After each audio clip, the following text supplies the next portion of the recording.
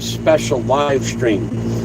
We're going to give shout outs to a few of the ladies that have been now subscribing to my channel that I picked up from the Big E and Chi Corsair's shows, respectively. And I will give you their names in a few minutes. But actually, I have an additional amount of subscribers this month, which was over 50 new subscribers. So thank you very much for that part of the lockdown, which is all nonsense, as we all know. And many of the people of this world have come to understand why they are doing the lockdown and why they are destroying the economy. But we won't get into the political aspect of that till the end of the video. So some of the things I'm going to talk about are the do's and don'ts of swimming in the Bohol Sea. And the first thing I wish to do is to get one of my channel up on the computer. The computer will not allow me to do a live stream. As soon as I start the live stream on the computer shuts down. So what I'm going to do now is I'm opening up the page on my home page so that I'll be able to see the comments and respond to the comments. Because for the people that are new to live streaming, one of the more important aspects of live streaming is to reply or at least acknowledge as many comments that you can. So if you're new to live streaming and you're doing this for the first or 10th time, something that helps you maintain your audience is acknowledging the people in the comments and responding to the intelligent comments in your live stream. So now I'm having a little trouble getting to my channel. Although I should have been there a minute ago, it just won't load. So I might have to do this whole live stream from my tablet without responding to the comments on my channel. It just won't. Okay, it's telling me to wait. So in the meantime, let me put my glasses on so I could see the comments on the Big E and Cebu. Big E and Cebu. That's a new word. I should create the word Cebu so I could keep track of the amount of contributions I get from Cebu. And they are many. Thank you very much, Big E and Cebu, for stopping by. So Big E, okay, salutations. Chi Corsair's, welcome to the machine. We're going to be giving you a shout out in a few minutes. And we're going to also give Lyrich and Arcelius Corner and Darwin shout outs. As soon as I can get to my home page, which is loading now, I'm going to talk about the do's and don'ts of diving in the Bohol Sea, more specifically than other oceans, because each ocean has their own dangers. So I'm going to give you some of the dangers of diving in the Bohol Sea or swimming in the Bohol Sea, and you people should take note, because some of the things I'm going to explain in this live stream are things that will keep you happy.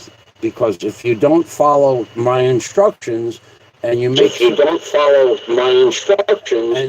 some of the mistakes that other people have made in the past and that I made when I first moved to the Philippines, you'll wish that you had paid more attention to the things that you should do and should not do in the Bohol Sea. So I think the most important thing to understand about swimming in the Bohol Sea is what we call sea urchins. Sea urchins. It's spelled U-R-C-H-I-N-S. So these sea urchins look like, they're not very big. They're about the size of a softball or a baseball. However, protruding out from the sea urchins in all directions are spines needle-like spines. And the spines range from, on one variety of sea urchin, they range from about 3 inches in length to a different variety. Now, those are typically a whitish pink sea urchin. Then there's another variety that's black. And those spines on those adult sea urchins are 6 to 8 inches long. So when you're walking in the ocean and you're into a sea urchin, but what we're used to in the Americas is we're used to being able to walk out into the ocean, and the only thing we really have to worry about stepping on is perhaps a stingray. I don't see many stingrays, and none where I live. But the sea urchin problem with walking in the sea without a pair of, well, I personally wear a pair of sneakers. Now, you could wear a pair of the rubber booties that you get when you go scuba diving or free diving, and they go up about 8 inches on your leg. However, you should wear protective shoes of some sort when you're walking, because what happens is you're picking your foot up over the sand and you're walking like you would walk on a street. Well, the sea urchins that have the long thorns on them like that, if you step on a sea urchin, you might get as many as 100 spikes going into the bottoms or sides of your feet. And what happens is the tip of the spines are very, very, very soft, or they snap off easily. And if you step on one of those, what's going to happen is the tip of the sea urchin spine is going to go through your skin, no different and just as easy as a hairpin, let's say. But the tip of the sea urchin breaks off under your skin. Now, first of all, it hurts, number one. Second of all, they have a mucous membrane on the tip of their skin, which is a natural protector. And what happens is when it goes into your skin, it causes an inflammation like a bee sting. Now, if you have the unfortunate event, you step on one of these things, 200 spines going into your foot is not uncommon. And then what happened, it happened to a fella that I lived with back in 2014. It's not funny, but it did happen to him. I told him to wear shoes, okay? So he didn't pay any attention, and he borrowed one of my masks and snorkels to go swimming with. So I told him to wear shoes, and he goes, I don't need shoes. I'm going, but you got to watch out for the sea urchins, and he didn't pay any attention to it. So what he did was he walked out into the ocean. Now, you won't see a sea urchin in 18 or 24 inches of water. They stay in 30 inches to about 7 feet of water. That's where you'll see them. So what he did is he went out there and he just started walking fast, and he stepped on one and realized the pain that was involved. And then he put his other foot down in an odd position, and then all the sea urchins went onto the side of his foot and into his ankle. And then he fell down. And he fell down onto a pile of sea urchins. Because you might see just one, but sometimes you'll see about 100 sea urchins. They gather together in groups. So you could be swimming over the top of them and look down and see one, or you could look down and see 10 or 12 grouped up, or you could look down and see an 8-foot by 15-foot area of sea urchins. Maybe they're breeding. I don't know what they're doing. So anyway, this fella, he stepped on, and I watched it from the shore because I knew there were sea urchins in that depth of water behind my house in Alona Beach. So he steps on one, he falls down, and his foot, the side of his foot, the ankle part, landed on the rest. So we got the sea urchins from the side of his toes up towards his knee. And then he fell down, and he fell onto the pile of sea urchins trying to get up because it hurt so much. Then eventually he stood up on top of more sea urchins and he ran into shore. Now I was laughing pretty hard because I told him, don't do this. So anyway, he gets to shore. And I will tell you the remedy for sea urchins' spines in the foot or hand or wherever. He gets into shore, and I look at his feet, and there's probably 200 plus little black dots. They look like ants on his feet, and they were the little spines that broke off into his foot and his ankle. And then he had them on the back of his thigh as well. And he was screaming. I mean, he was literally screaming in pain. And this was not a child. This was a man in his 40s. And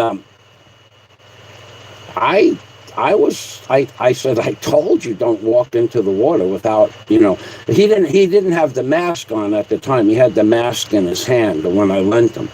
And he came out, and after tears were coming out of his eyes. They hurt. Let me tell you something. You get 1, 2, 3 in your foot or your ankle, they hurt. And they hurt a lot. And the thing is, they hurt for about a month. So when he said, what do I do? Well, there's just one thing to do. If he would have gone to a hospital, there would be nothing that they would do at the hospital. They're not going to be able to dig those little spines out. Wow, they're not going to be able to dig the spines out because they can't, because on each little spine has little burrs, and they break off when you pull them off, and that's where the mucus is. And that's what gives you the bee-like sting. So what we're going to do is I'll tell you the remedy for all these little pricklies that the guy got in his foot and in his thigh. So he asked me what he could do, and I said, you can't do anything about it. You could take a painkiller. And he said, well, how do I get them out? I said, you don't. You just wait. And he goes, how long? I said, in about a month, they're going to stop hurting, and within 2 or 3 months, the little pieces that are left inside your skin, they will disappear. The body will absorb them. So that's the remedy for not wearing, or for getting infected from these little spine-like little sea urchins. There is no remedy. Even he would have went to the hospital, they would do nothing more than give him perhaps a painkiller, maybe an antibiotic, but he didn't do any of that. And I lived there, and eventually he moved to another place with a woman that he was living with. But those spines stayed in his feet for a good 2 months. He was screaming. Was he screaming like a little girl? He was screaming like a man, not like a little girl. He was in a lot of pain. I know you're making fun of it, Two Bears, but if you stepped on him, you would be screaming exactly in the same way he would. So what I suggest you do is when you get here, I suggest you run out into a pile of sea urchins and you jump on them and then land on the back of your thigh on them. And I suggest we do a video of that and we find out what your reaction to it would be, because I don't really think the reaction of any one person would be different than anybody else. So not necessarily screaming like a little girl, but the amount of pain that these things inflict on you instantaneously, it's not something that takes like a minute or an hour. The mucus that's on the tips of these things is an immediate, a serious amount of pain just for one little prickly. And then we're going to talk about other ways that things in the Bohol Sea will infect your body as well. So that's one thing I wanted to talk about. And so if that happens to you, if you walk into the water, just make sure. That's why you wear a pair of rubber booties. Now, with me, myself, the first thing I do is I put the mask on. And then when I get to like 18 or 20 inches of water, I lay down in the water and I swim over where the sea urchins will be. So that's one way that's pretty effective to not get stung. Now, another thing, people will say, let me just touch the sea urchin, the point on the sea urchin. Well, the point on the sea urchin is so sharp that just the lightest touch, just a little touch like this, the point will go into your finger. And it will, depending on the person, infect your finger. One could make you feel like, just one prickly could make you feel like you wish that you didn't do that, or you wish you could chop your fingers off. Just one. And hundreds of them will make you, put you in a state of pain. Good pain, it's good pain. It's good learning. It usually only happens one time. But so a lot of people make the mistake, let me just touch those little spines. And they touch it, and within 4 or 5 seconds, they're going like this with their finger. And then their finger might swell up, their little pinky might swell up thicker than their thumb. Like a bee sting. Some people get a bee sting and it doesn't affect them. Some people get a bee sting and it swells up the size of a silver dollar, and some people get a bee sting and they have to go to the hospital. Well, the bacteria or bacterium on these tips of these little prickly parts are the same way.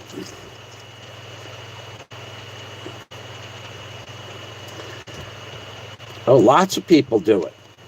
Lots of people. You tell them to don't go in the water and lay down and swim over them, and they don't do it. No, people don't listen. So that's one hazard of swimming in the Bohol Sea. And I will go to my notes now. And then that's one thing. The second thing you do not want to do, now under no circumstances should you ever touch a rope or a buoy or any object in the water that has what looks to be algae on it, a green algae. And that's a different type of bacteria that will get on your body. So what I'm going to talk about is typically people will come up to a buoy. Now, I know not to do this, so that's why I'm telling you not to do it. Or they'll walk up when on the island of Balikasag Island, for instance, there's a roped-in area. Now, it's a tourist destination, and when you get on the bunker boat that you rent on the beach, Ovalona Beach, it's 1,000 pesos for the day, let's say, $20 for the day per person. And they bring you to Balikasag Island. And then you get off the boat and you go on to shore. And then they try to sell you hamburgers, frankfurters, and soft drinks and coconut, fresh coconuts cut. And some of the coconut drinks you can get alcohol in if that's what you want. So that's a tourist destination. Now from there, from the beach, they direct you to the part of the reef that the tourists are allowed, because there's a lot of reefs there and you can only go on one section. So they direct you out to the reef, or where what we call the deep, the drop is. And in the area that you walk into, it's like a giant U-shape, like a C-shaped field, and it's 200 feet wide and 200 feet deep. But along the perimeter of the field is a rope and the Coke bottle. And most of the times, the little buoys are Coke bottles. So in between those Coke bottles is a rope about 3/8 of an inch or a ½ inch thick. And on those ropes, it has like a green, slimy algae, or brown. Depends on how many people have touched it. The rope itself could be brown because the algae looks like it appears that the algae is washed off the rope. You don't ever want to touch any of those ropes with any part of your body, ever. You never want to let a rope with algae or a rope that even doesn't have algae, you don't want it to touch your wrist, you don't want to touch your hands, you don't want to swim over the rope and let it run across your chest, because there's a bacteria on the rope and you will not feel anything at all. You won't feel a bacteria when you swim on the rope, and you won't feel it on your hands when you hold the rope and push the rope down. But here's what happens. You grab the rope, some people grab the rope and they push the rope down, and then later on they touch their chest or their face with their hands. Well, the bacteria from the rope, it went on your hands, and you still don't feel anything. Don't make a mistake. This is a delayed reaction by not minutes or hours, but 12 hours later, 24 hours later, 36 hours later, you're going to be saying, why am I having bleeding lesions all over my body? You're going to think you're falling apart. Let me get back to my home page to see the comments. Spanky, I did call you last week. I'll stay on the beach. Thank you, Spanky. Yes, 9067. Yeah, I had an enjoyable conversation, as brief as it was. Thanks for stopping by. So this is nothing compared to some of the dangers I'm going to get into in a few minutes. Spanky, some of these are irreversible dangers. So Spanky has been a long-term subscriber on my Patreon page, and thank you very much, Spanky. So what happens with the rope? Now, let's just say that this is a rope. Let's just say, and you touch it with your hands. And then you're swimming later on and you go like this on your chest. You're not going to feel anything. Nothing at all. You won't feel anything at all. You might have slime on your hands and you go to wipe the slime off on your chest, or you might rub your neck like this. So now you go out to the reef, or you go on the other side of the rope, and you go swim down and you see all the beautiful fish. Well, could be within an hour, you start to get a little itchy.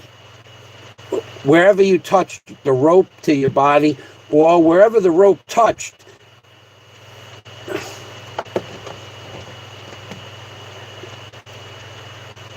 wherever the rope touched, listen, we're going to shit can you, because that's what we're going to do.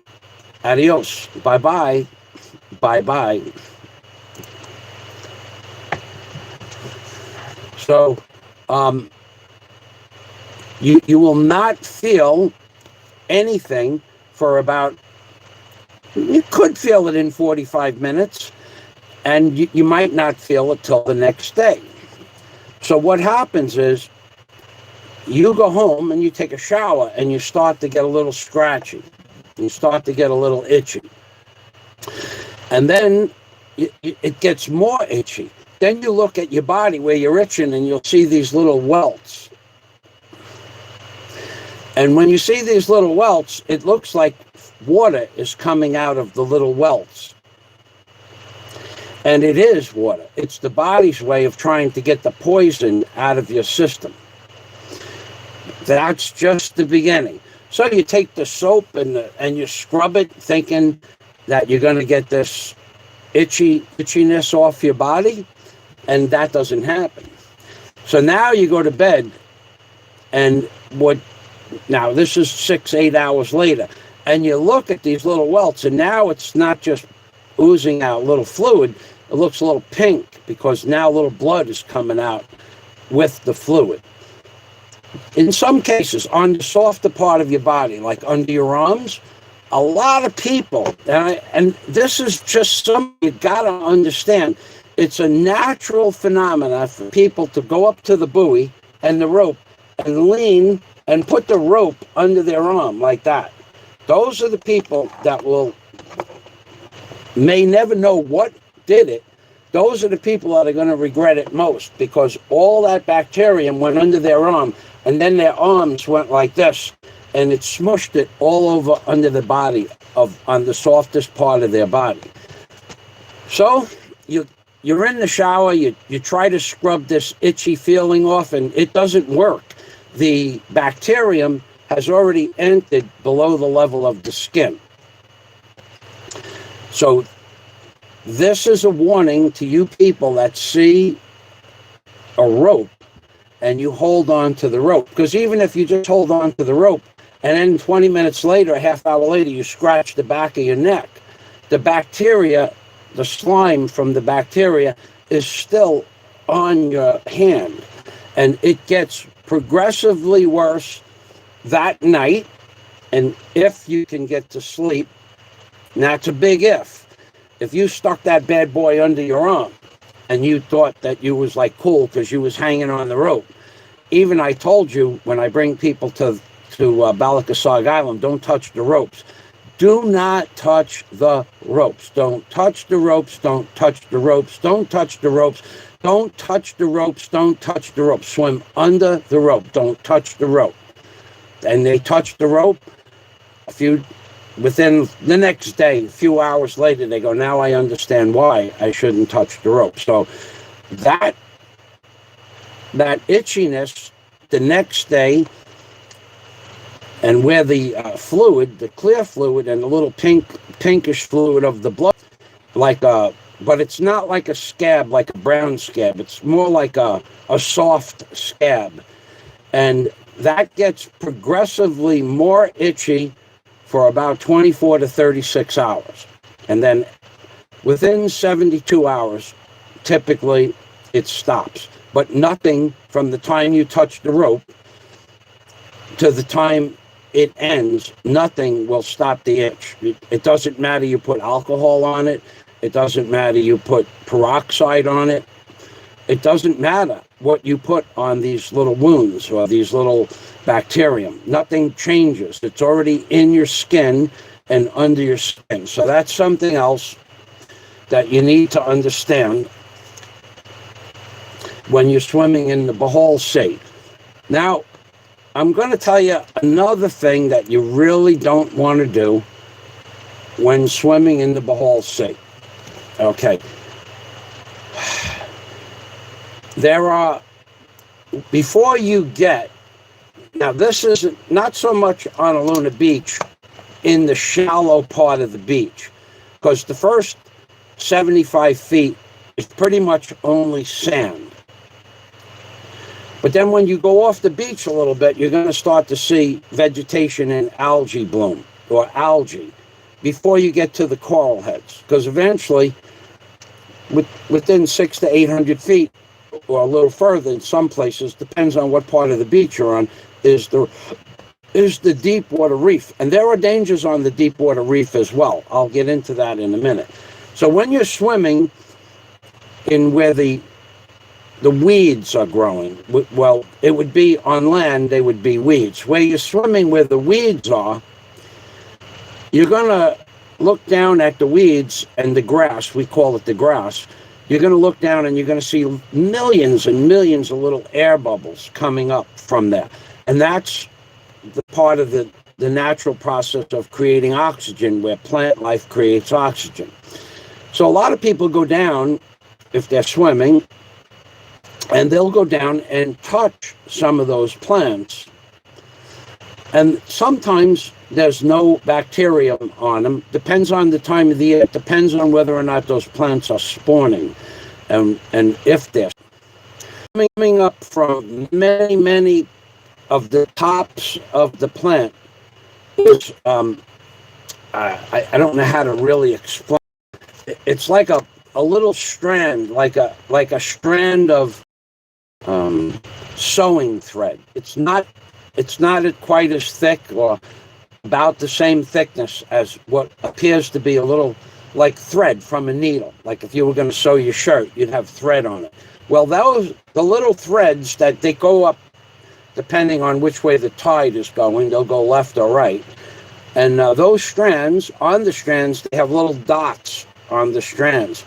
It looks like little white dots or green dots. Well, those strands, I don't know exactly what they do, but on those strands is a bacterium also, or bacteria. So when you go down and put your hand into to feel the weeds, and your arm brushes up against those little strands, that's also the same type of algae that's on the ropes, and it will give you the same effect. And you won't feel that either. You won't feel it when you touch it. You won't feel it even an hour or so later. You might have a little scratch on your arm, but when you take that shower at night and you can't stop the scratch, it's already too late. So those little weeds, if you're navigating through the weeds and you think you're doing something cool by playing like a Diver Dan type of thing. Hello, Arcelius Corner. So we'll give Arcelius Corner a little shout out now. We're going to do shout outs for you and Lyrich in a few minutes. Arcelius Corner is a lady that met a man named Darin, D-A-R-I-N, via the Big E channel and the Chi Corsair show. And now she's involved with a man from America. So there have been meet and greets on the Big E and Chi show where women and men have started communicating with one another. So that might be something you'd want to look into, because there's a lot of women that are following the Chi Corsair show and the Big E in Cebu channel. And Arcelius Corner is one of the women that have met a man that they became interested in one another. And when the lockdown is over, they're gonna eventually meet. Mike L says, excellent examples and explanations. Thank you, Mike L. Yeah, well, I've been through all of this. You don't see any blemishes on my arms, and I go swimming every day. So Big E is saying, oh yeah, because Big E's channel, Big E attracts women like honey attracts flies, because of his personality, because of his demeanor, because of his mental acuity to on different topic matters, and because of his suave. He's that song. What was the name of that song where the guy goes suave? That's Big E. That's Big E in Cebu. He's very suave and sophisticated. Unlike myself, who's quite blunt and unsophisticated, Big E is a ladies' man from the get-go. And he's also a man's man. So Big E attracts. You want to go to his show. John Escape is a big fan now of Big E and the Chi Corsair show, simply because we get to see a perspective of what and how Filipino women act in real life. Now, so for instance, on the Chi Corsair show that I watched last night, Chi Corsair's Lyrich Israel caregiver and Arcelius Corner were on the show singing. Now, Chi was also dancing. I don't know about that, Big E. Big E says the chicks are starting to flock to my channel too. I think they're just coming here to make fun of me, but that's okay. Thanks, Big E. So last night there was Chi Corsair's was dancing. Lyrich Israel caregiver, who has a really cool channel, by the way, and she does these exercise routines. You might want to check that out. Big E, can you put the name? Oh, I have it right here. Never mind. I'll put the name of the Lyrich Israel care, and I have it right over. It's coming up. It's almost here. It's right here. Okay, so here are two names. that I'm going to post in the box here for the two girls that have most shows. So I'm going to post that 3 times. Now, these two girls put out a show pretty much every 48 hours. So you might want to check those girls out. And Irish Israel caregiver, she works in Israel, and she does this really cool exercise routine where she jumps rope. Now, those of you who can still jump rope or could jump rope, we're good at jumping rope. It actually, she does 1 foot, the other foot, and then the other foot, and then the other foot, and then the other foot, and then she does 2 feet. She bends her knees quite a bit. And then when she's done jumping rope, then she puts this huge weighted hula hoop on. And then she spins around in a circle when she's doing the hula hoop part of the exercise. And then she sings while she's spinning around in a circle, and the hula hoop, this 4-foot diameter hula hoop, is moving around. It's pretty funny, but it's actually, if you tried to do it, it would not be an easy exercise, especially after she jumped rope for about maybe 3 minutes. I saw her jump rope for, which is not easy in and of itself. So Arcelius Corner. Arcelius Corner says, of course not, Mr. Fazio. You are an amazing YouTuber. You produce wonderful videos and live streams. Thank you for that. So she was trying to convince me that the women aren't coming here to make fun of me. But it wouldn't matter because I don't care.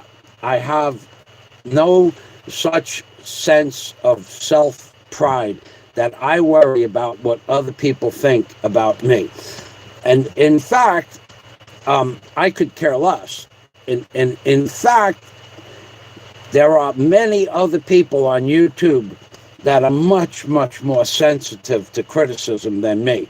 You can criticize me all you want, because what I understand, but we're not going to get into a philosophical conversation about people on YouTube, not just yet. But that might happen in a few minutes. You never know where this is going to go.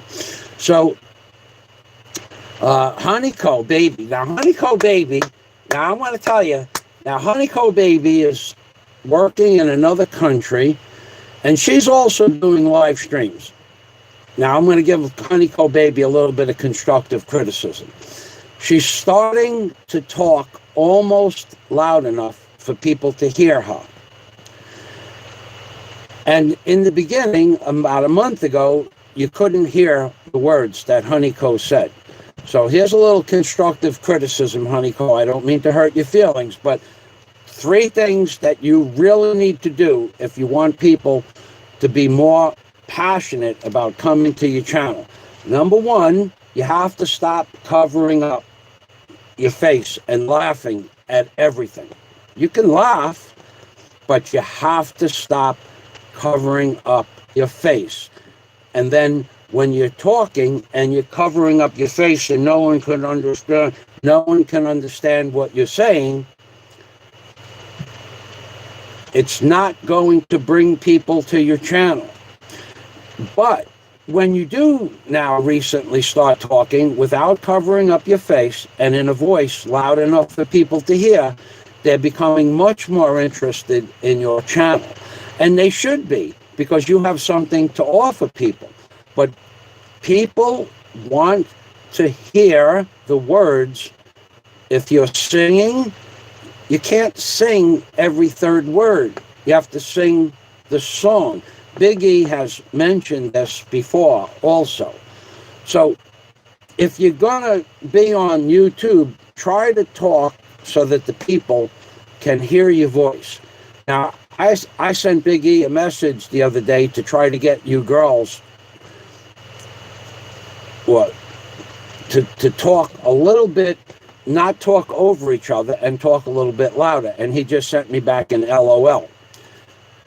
And that's okay. He's not going to get sidetracked by that because he has the ability to hear you. I have a little bit of a hearing problem, and I can't hear you. So, Honeycomb, when I can't hear somebody or I can't understand the words that they're saying, that lasts for me 45 seconds. As soon as I have to say to myself, what did they say? I go to another channel. Now, and that goes for listening to Go Go Bobo as well. When he starts talking fast and I can't understand the words, I just go to another channel. I'm not going to go back and try to figure out what he said and then catch up later. So, Honeyco, if you can talk a little bit louder, stop putting your hand over your face when you're singing. You have a beautiful smile. Why would you cover up a beautiful smile and talk low so no one can hear you if your intention is to sing a song? And again, I'm not being disrespectful, but you really need to stop putting your hand over your mouth and people can't hear you. Okay? And then your channel, which you want to grow, will grow because people will come to hear your voice and hear your singing. Okay? I'm not being critical of you per se. I'm trying to make you understand what makes people's channels more successful. And I want you to have 1,000 subscribers, and I want people to go to your channel and check out your channel as well. But I also want you, for my own personal pleasure, to listen to your voice. Because one thing you can do, when you did sing a song 2 days ago, it was an excellent rendition of the song. But then and that is not interesting. Not for me, but I think a lot of people are going to find what I said to be true. So, Sob. Okay, so Sob says that's a good guidance to be successful. Yeah, I mean, okay, so let's forget about YouTube. Let's forget about YouTube. Let's say that you were in college and you were paying, you or your parents or your husband, 10,000 pesos a month for you to go to school. And let's say when you were in school, you had to go to a lecture. And the lecture on a topic that you had to take as a mandatory course. And let's say the lecturer was talking, well, why would you pay a man to give you a lesson if you couldn't understand what the lesson was from the man? A public speaker goes to school sometimes to learn how to project his voice and to speak clearly and slowly. I have this problem all the time in the Philippines. I'll get on the service technician on Globe, and she'll go, and I go, will you please speak slow?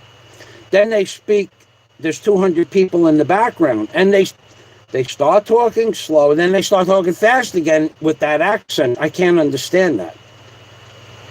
People, if they go to your channel, if they're going to a public lecture, if they're listening to a public speaker, they want to be able to hear what the speaker has to say. As soon as the speaker stops speaking loud enough for the audience to hear or comprehend what they're saying, the audience loses interest and goes away. And it's no different for a YouTuber or a YouTube channel. So it's just some positive criticism. So Honeyco, thank you. Honeyco says, thank you, Mr. Fazio. Well, thank you for understanding. I'm not trying to be critical to the point of hurting your feelings. I'm trying to make you understand that as an entertainer, and now you are an entertainer on YouTube, and you have an obligation to the people that come to your channel when you're singing to allow those people to enjoy. And one thing about you, I'm going to tell you right now, Honeycomb, your voice is better than Chi Corsair's. But I use Chi Corsair's first because it's not hard to be better than Chi Corsair's. Her voice, unless she's singing the thank you song, it's like cats hanging from ropes from trees, I gotta tell you. Now, Lyrich has a better voice, but not as good as your voice, Honeycomb. And Sob, she has a good voice, but nowhere near as good as Honeyco's voice. So of the three ladies that I just mentioned, Honeyco, the fourth lady, has the best singing voice of those four. And yet Honeyco hides her voice. So if you just allow yourself to talk louder and take your hand away from your face, you're gonna bury all those other voices. Now, maybe one day they'll all look around and say, "Oh my God, look at Honeyco, look at her channel, it took off." And when you're monetized, and people, you have the ability to earn money on YouTube. Not only are you very pretty, but you have a photogenic face, which is helpful. Okay, but your voice by far is the best of the women in the group. I don't mean to hurt anybody's feelings. Far be it from me to hurt anybody's feelings, right? Unless, of course, you pay me to abuse you. And that happened yesterday, and we'll get into that after we read Wordsmithing from Scott Del Fuego. Okay, Mike L. says, all right, so let's go to the comments. We have some shout-outs. Drawn Escape is saying hello to Miss Chi. Yeah, we have some trolls today, Big E.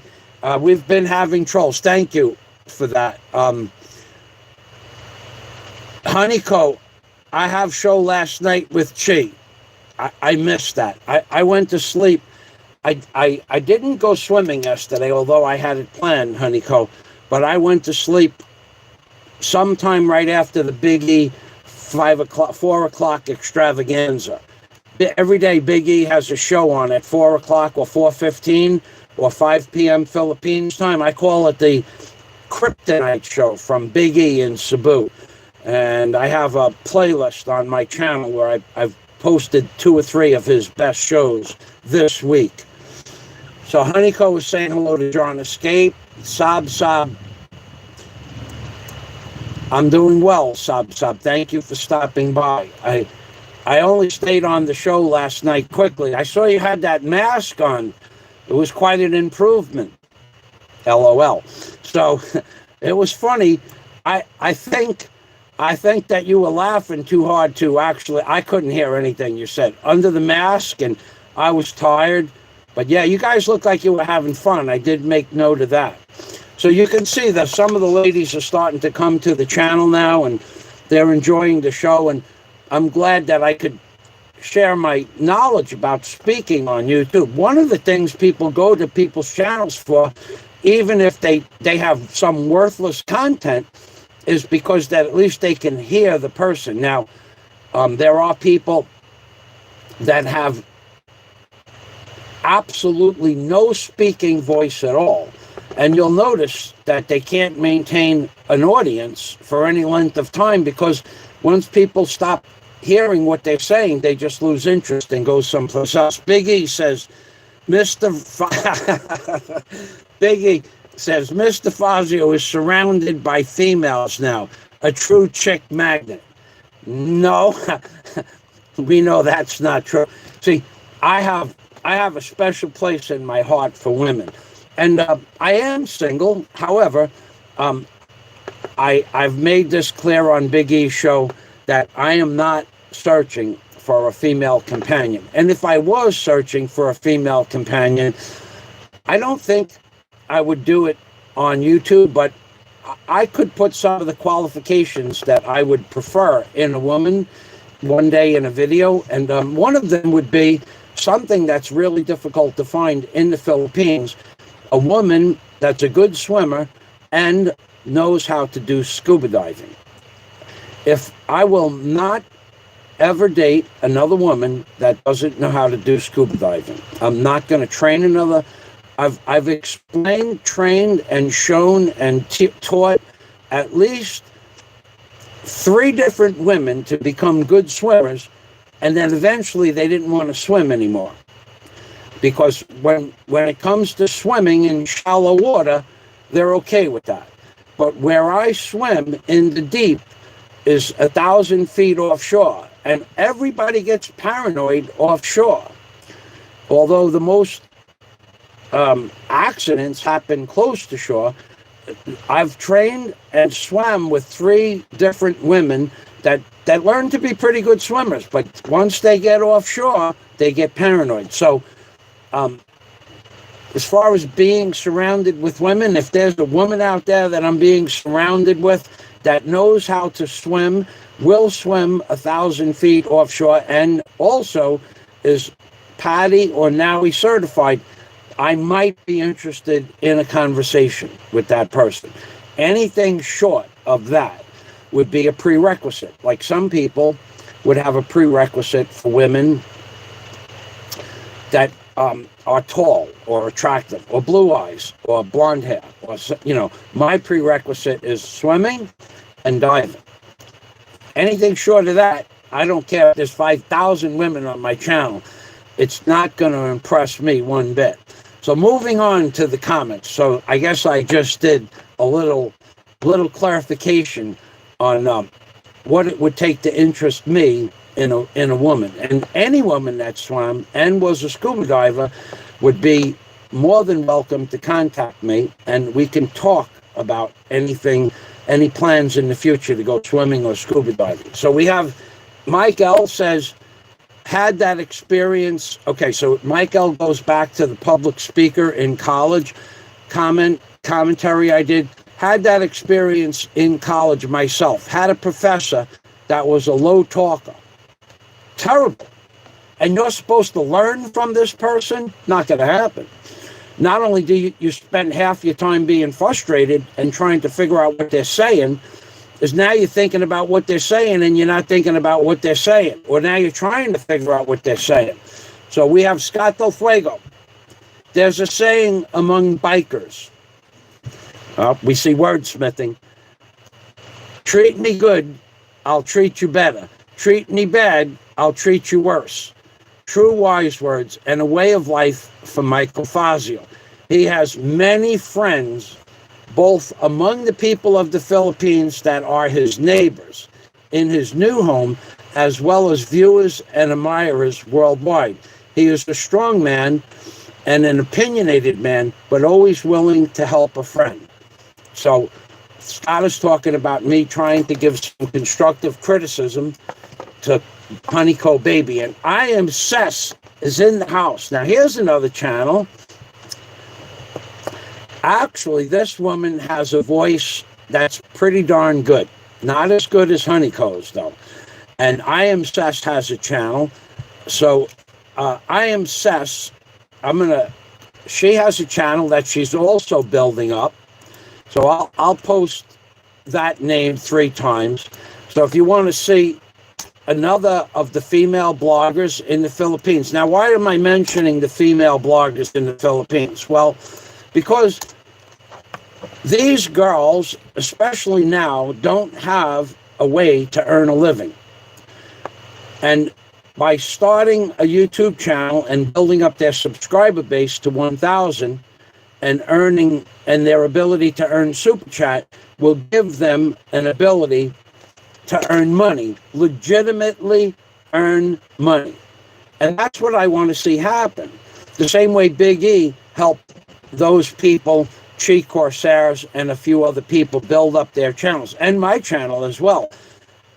The more people that go to a legitimate vlogging channel, like I Am Cess, Arcelius Corner, Honeycomb Baby, okay, Sob, Darwin and Sob's Adventures channel. The more people that go to legitimate channels and don't listen to the worthless rhetoric on other channels, that gives the legitimate bloggers in the Philippines a chance to earn money.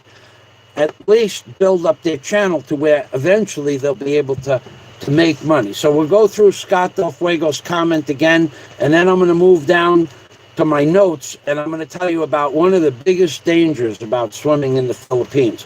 Something that you should really pay attention to. So Scott Del Fuego, wordsmithing here. This is wordsmithing. There's a saying among bikers: treat me good, I'll treat you better. Treat me bad, I'll treat you worse. True wise words and a way of life for Mr. Fazio.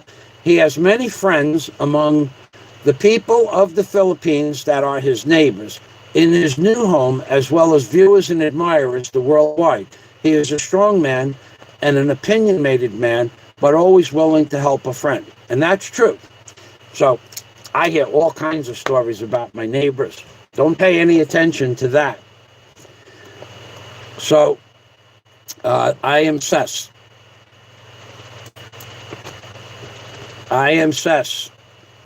Says, still watching the ads. I didn't know they were running ads, but I don't know whose channel you're watching. Sob, Mr. Fazio, give me all some advice.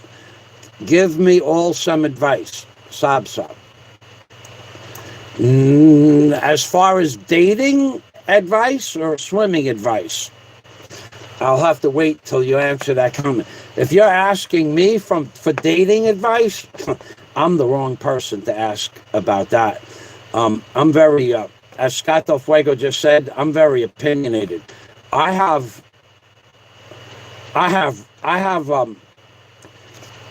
parameters in my dating spectrum.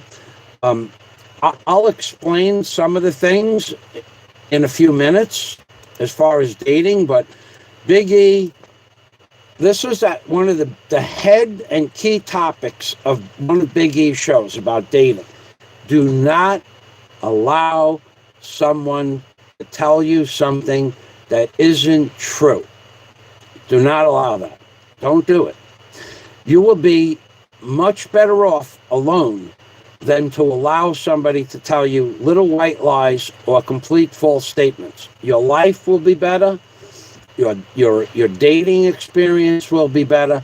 And as soon as people start telling people lies, the first time, even you're dating somebody for a year, 2 years, 3 years, 4 years, even when the little lies start to happen, pretty much at that point, the relationship is over, especially if you understand that rule from the beginning.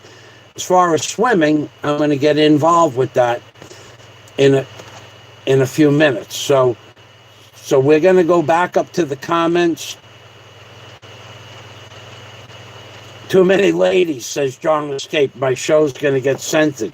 One can only hope. There are... So, with all the ladies, Scott says, what the heck is going on here? Arcelius, oh God, we got a lot of comments. I'm going to run through these comments now. Okay, Mr. Fazio, give me some advice. I did that. She Corsairs, thanks all for coming. Arcelius Corner, hey, says, Big E, there is yet another female friend of Fazio. I am Sess, the great host with Chi Corsairs. So I'm being, I think there's a conspiracy going on here. I think all the women are ganging up against me. I'm afraid. I have fears. Hello, Scott Del Fuego from John Escape. Sess, hello, Chi. Big C, Big E and Cebu. Hello, Arcelia. I am Sess. Shout out to Big E and Cebu. I am Sess. Sob Adventures. Big E, shout out. I am Sess. Sob Adventures. Hello, I am Sess. John, see, that one thing I'll stop to make note of on this channel, Big E's channel, I am Sess's channel, Arcelius Corner's channel, Lyrish Israel Caregivers channel, and Sob Job channel. All of those channels that I just mentioned, all the people on the channel have real jobs. They're real bloggers.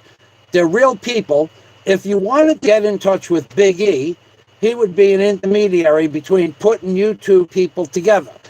So if there was a person, I don't know which one of those. I know Sob is with Darren Adventures. Darren and Sob's Adventures, but if the difference on my channel is the people know each other. There are other channels on YouTube where nobody knows each other. They're just fake and fraudulent accounts.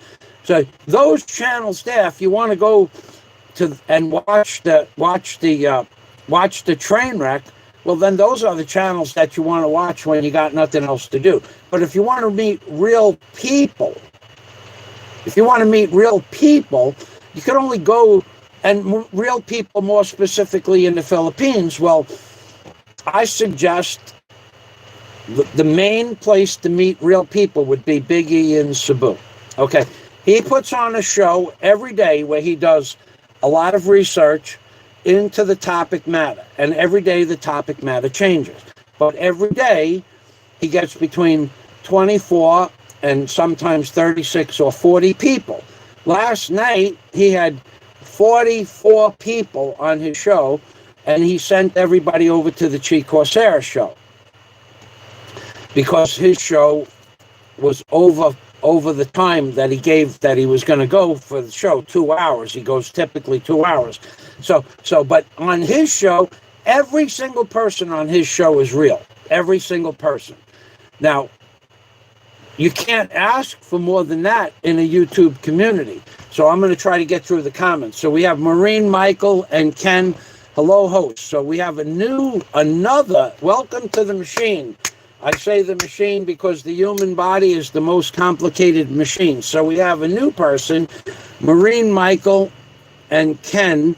Hello, host. Well, hello back to you. And please, if you want to know about the Philippines, or you are a Philippine, my channel is not the best channel for that. But Big E, Sab, and Chi Corsairs, I Am Sess, Lyrish in the Philippines are the better channels to learn about the people in the Philippines. So thank you for stopping by. And then Maureen, Michael, and Ken done thumbs up. Whoa, we have 9 thumbs down and 9 thumbs up. We are being trolled by the little people. The little people who have no ability to understand what good, honest blogging is about will come to my channel and everybody else's channel and give us a thumbs down. No matter how good the content is, the people who don't understand what reality is all about will come and just say, let's give them a thumbs down. Like, that bothers me. So we have a thumbs 9 and up. We have 10 up, and I don't look at that. I only mentioned it because that lady, Maureen, Michelle, and Ken said the thumbs up thing. It doesn't bother me at all. Thank you for coming, says Chi Corsairs. Hello, Big E, says Marie, Michelle, and Ken. Fierce Chi, shout out everyone. I don't know who you are. So you're always welcome, Sis Chi. So that's another thing that the Big E and Sister Chi and Brother Darren and Sister I Am Sess and Sister Lyrish, they call each other brothers and sisters. And if I say the word brothers and sisters, I'm going to have to give a shout out to the Church of Christians Plus. But we'll get involved with that, and we'll give you an update on that in a few minutes.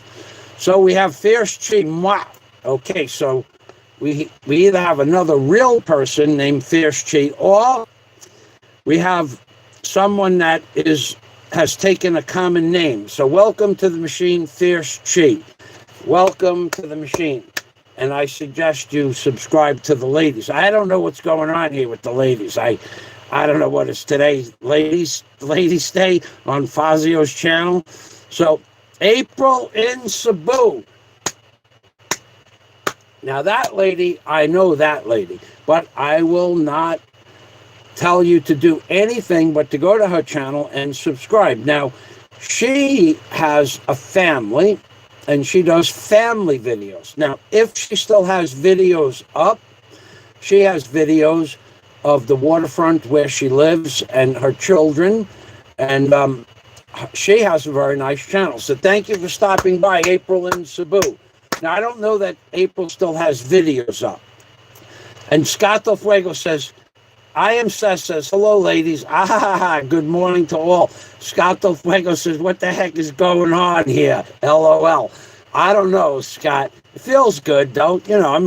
It's a good thing that I'm getting a whole new base of subscribers since I started cohabitating with the Big E channel and the Chi Corsairs and Arcelia's channel and I Am Sess and Lyrish Israel Caregivers channel. April and Cebu, Mr. Fazio, hello. Big E told me that you got a wonderful channel, so I have to check it out. Well, thank you. Thank you. I have a lot of comments here. Thank you very much, April. I just did give you a little shout out. I do remember your channel well. In fact, your channel, April in Cebu, was the reason I went back and reviewed Big E's videos. Because I said to myself, look at this woman who Big E is interacting with. Look how well he interacts with the Filipino culture. Before I watched April in Cebu's video, I was content on never going back to watch a Big E video.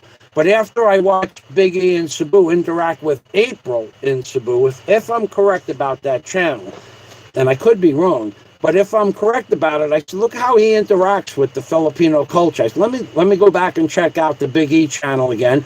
And then I realized what a great channel he has and what a great host he is and how much he's helping the Filipino women of the Philippines and how much he's helped the Filipino men in the Philippines. So really, I have to give April in Cebu a shout out because she's the one who made me take a second look at Big E in Cebu. Well, we can teach them how to swim and scuba, says Big E. No, nope, not going to do it again. Not going to happen. I have taught, I can tell you this, the first girl I dated when I moved to Alona Beach, she could swim, and I taught her how to swim. And she said she wanted to learn how to go scuba diving. And I gave her the mask and the snorkel and the fins and all of that. I'm not going to do it again. And she was comfortable in the water. And the water was calm it was in April of 2014. And I've lived it pretty much in the same place since I got here. And she was okay with it. And a few days later, we went swimming again. And the next day, we went swimming again. And one day, we went out to the deep every day. The water was calm. And one day, we were out in the deep, and the water was calm, and the wind picked up, and the waves started picking up. This woman panicked out in the ocean. I don't know if you people have any kind of scuba rescue or deep water rescue diving or anything like that. I have a course of deep water rescue, a little bit, I understand, especially for scuba diving. I took the medical training for that. This woman panicked. There's nothing you can do out in the deep. When somebody panics, you got to let them panic till they get tired. When they get tired, then you can go over and assist them to bring them to shore. Stay close enough to them where they don't sink, but when they get tired, you grab them and you bring them into shore properly by putting your arm around their, crouching the head in your shoulder and swimming them to shore. Well, that has not just happened once or twice, but I have been out in the deep water and I have saved the life of 2 people would not be living right now had I not saved their life, probably a 3rd person as well. I am not going to go through this again, teaching somebody how to swim. Either they are a natural swimmer or I'm not interested. I'm not going to do it again. And then they were all okay with swimming until they got out into the deep and the water got a little rough, until they forgot to put their mask over their face, until they took a mouthful of salt water and panicked. I'm not going to do it again, Big E. It will never happen. I will never teach another person how to swim. Not in regards to dating. Either they are natural swimmers, natural born swimmers, or I just won't date them. So I just want to be clear on that. If any of you girls are getting spunky, if you can't swim, I'm not interested. And I'm being serious. So we can add scuba diving training to the section of the church. We could do that. But unless they're natural born swimmers, the Church of Christians Plus. Shout out. There's probably about 200 comments. Let me try to get down here. Fierce Chi, hello. Chi, I am a good teacher, April. Honeyco Baby says, April and Cebu says hello to Honeyco Baby. Chico says, that is my twin, April. I know, Chi. I understand what you just said. John Escape says hello to April. April says hello to John Escape. Honeyco Baby says, thank you for the shout out. You're welcome. Maureen, Michelle, and Ken, ha ha ha. John Escape says hello, April. Honeyco Baby, what's up, April? See, there's something that I will not tell you why and how, but there is a communication between these people amongst themselves that you can see here happening on the screen. They are all friends. I am Sess. Aha, hoodwinked. Thank you. You're welcome for the shout out. Nothing much, Honeyco. Just chillin', says April in Cebu. Hello, bestie April from Arcelius Corner. As I said, they are all friends. And that's something that you can go to the Big E channel and see. And what I just discussed, that these people, this culture, they have networks of friends that go far beyond the understanding of the American mindset, because we don't understand having 30 people as friends. We grow up having 1 or 2 people. The people of the Philippines, I will just tell you straight up, I go to a party with 200 people. Every single person at the party has been friends with every other person since they were born. And they are all my friend. Okay? So you could believe what you want. There are 7 or 8 people in my inner circle that see my friends only videos. And they will attest to the fact that the people near where I live and where I live in and of itself are all my friends. So don't listen to the trolls on YouTube. April says hello to Chi, Big E, Arcelia and April in the room at the same time. Good to see. Rare to see. Actually, that is. I've never seen that happen before. Rayin Raul. Now, there's another lady. There's another lady that has a channel as well. So let me see if I can get up here. Expat Prepper is in the house. Okay, so we have a new... What did you do, Biggie? What did you do to me? Maybe I'll find a swimmer. So we are way up in the comments. I did see a super chat, and I should... Wow, well, let me go down to the super chat and let me sing. Aileen Krill, another lady. Maybe Aileen swims and scuba dives and is single and wants to be part of the whole entire process of the Church of Christians Plus scuba diving division. LOL. So let's sing for Aileen. Aileen Creel. Thank you. Wow, Krell. It's almost like the Krell is what, if without Krell in the ocean, there would be no life in the ocean. That's a pretty cool name. Aileen Krell, welcome to the machine. And we will sing the thank you song. Thank you, thank you, thank you very much, Aileen Krell. Salamat. Thank you very much. And we will get back to you. That was very nice of you. Another lady. Big E. I think he's got a gill net out there for women. I think Big E is doing. He's behind all of this. There's a conspiracy that you guys don't see going on here. So we have. I'm gonna read the comments really quick. Okay, Arcelius, hello, bestie April. John, hello. All well. Be well. God bless. Work time. Be well, John. John Escape is leaving. Welcome to the machine. Have a nice day, John. Take care, Mike. Big E and Cebu. Arcelia and April in the room. At the same time, rare to see. That's where we were. Hello, bestie. Arcelia from April. Rainin Roal. Now, that's another lady. There's another lady in the house, ladies and gentlemen. There's a conspiracy going on, I got to tell you. I'm okay, Honeycomb. A little bit bored here. Rainin Ruel. Sorry, Chi, I'm late. Oh, Chi put everybody up to this. Okay, Salamat Chi. Dennis Adams in the house. He saw the ladies. He came to talk to the ladies. He came to be with the ladies of the Philippines. Welcome to the machine, Dennis Adams. Honeyco says, hey, Rain. Rain says hello to Biggie in Cebu. Chico says thank you, Rain, for you coming. Arcelius Corner. Oh, yeah, boss. Biggie in Cebu.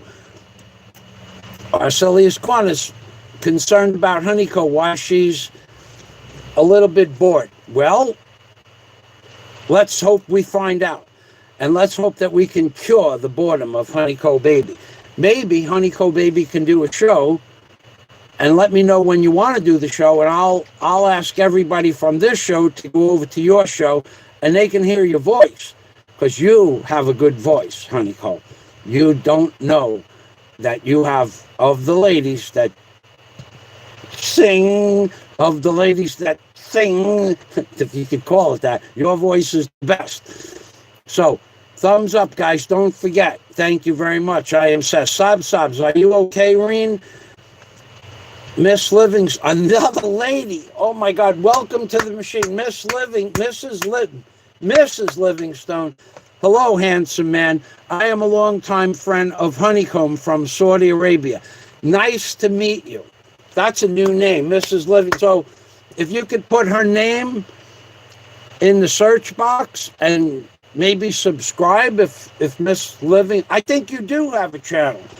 We should I think that everybody should put the full name of their channel in the chat window 3 times so that we know where to go to find and search out new possibilities for channels. Thank you very much for stopping by, Mrs. Livingstone, who's a friend of Honeyco and from Saudi Arabia.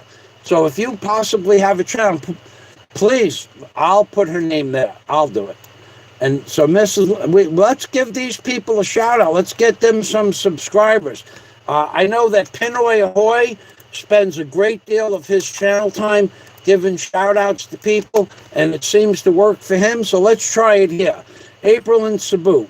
Still no work, Arcelia Corner. Honeyco is going through a period of time where she's working overseas and there's no work, and that's problematic. So let's give Honeyco some love and go to her channel and let's let her sing for us. And I'm serious. Make her sing. Arcelia and I are very, very rare in one room together, says April in Cebu. I haven't seen you in a long time, April in Cebu. The last time I saw you was possibly the day I decided to go back and see what Big E's channel was about 3 months ago, and realized that it was a good channel and worthy of looking into, and I'm glad I did. Big E and I have become good friends, and we have plans to meet and sing and do a meet and greet with 10 or 11 other people, and I'm looking forward to that. Darwin, are you related? I don't know who you are. Scott the Fuego, I will look for a combination of beauty and brains in the Filipina to have as a girlfriend. I believe, Michael. I don't want to compromise. Okay, so Scott del Fuego, if you don't know who Scott del Fuego is, you're not going to learn much about him on YouTube. Okay, but he's a man, a real man, as opposed to fake men. And there are fake men and real men. Scott del Fuego is a real man. He's already done everything that there is to do in life to know that there's not a lot of time to do what you really want to do in life, and to substitute what you think is going to work for what you want to work and what can work. There's not enough time for that. So you got to start setting precedences and minimum requirements for a relationship. Maybe your minimum requirement is that the girl has a job. Something so simple, but that's not so simple because she has a job and she works 11 hours a day, 6 days a week. So you have to set your precedences up when it comes to meeting women, especially in the Philippines. And my precedence is a woman that already loves the ocean and is a certified scuba diver. Nothing less will I probably ever contemplate as for a girlfriend. The rest is all icing on the cake. If she's attractive, if she can sing, if she can dance, but never again will I date a woman that can't swim. Just letting you guys know. Don't get your hopes up. So, Scott Del Fuego, this is such a pain in the butt that you can't go to the people's channel direct from the comments any longer. Yeah, I don't know why YouTube took that away, but it makes it more difficult. Now, Big E said on his channel there's a workaround for that, but I don't know if it's only through another platform, but he said there's a workaround. So, Big E, if you're still here and you know that this workaround works on YouTube, I saw you say that the other day. Scott Del Fuego, hello, April in Cebu. Chi Corsairs, hit the thumbs up. Rainine Ruel, hello, Honeyco. Arcelius Corner, hello, Scott Del Fuego. Hello, Arcelius Corner from Rainine. Biggie, we hit 56 people at the highest, thankfully, yesterday.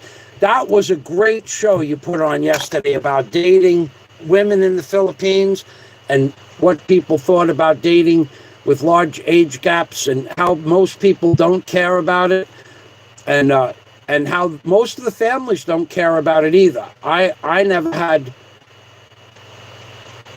to date, 6 years plus in the Philippines. Never did I date a woman, even until present time, where the family, well, first of all, typically I'm older than the parents. So theoretically, I'm the same age or even older than the parents. I've never had a problem. Not once have I ever had a problem. Now, people will say this is for that reason and this reason. That's because they don't understand the culture of the Philippines. So, Chico says, so Biggie had a show on dating yesterday. Bill, check out the Rileys was on, and Tropical Tim. And there were their relationships in relationship to the Big E's relationships.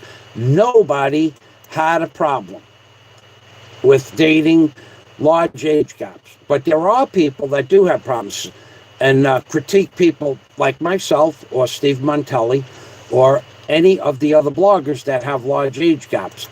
For the bloggers that are abused because of the age gap, for every one blogger that's abused because of the age gap difference, there are 200 people that don't make YouTube videos in the same age gap scenarios that don't get criticized on YouTube by people that are just jealous of the fact that they can't keep and maintain a relationship with a much younger woman because they're not active enough or because they just don't have the ability to understand the Philippines culture. And that's what Big E's show was about. It was about understanding the Philippines culture and how it's accepted to have a big age gap. And we won't get involved. I think Big E's going to do another show on that today at 4:15 or 5 p.m. Philippines time. Big E, you might want to put that down. I think he was going to do a part 2 on age gap dating. Mrs. Livingston says hello to Honeycomb. Rain Ruel, nice to meet you, host Chi Corsairs, bring me here. Salamat.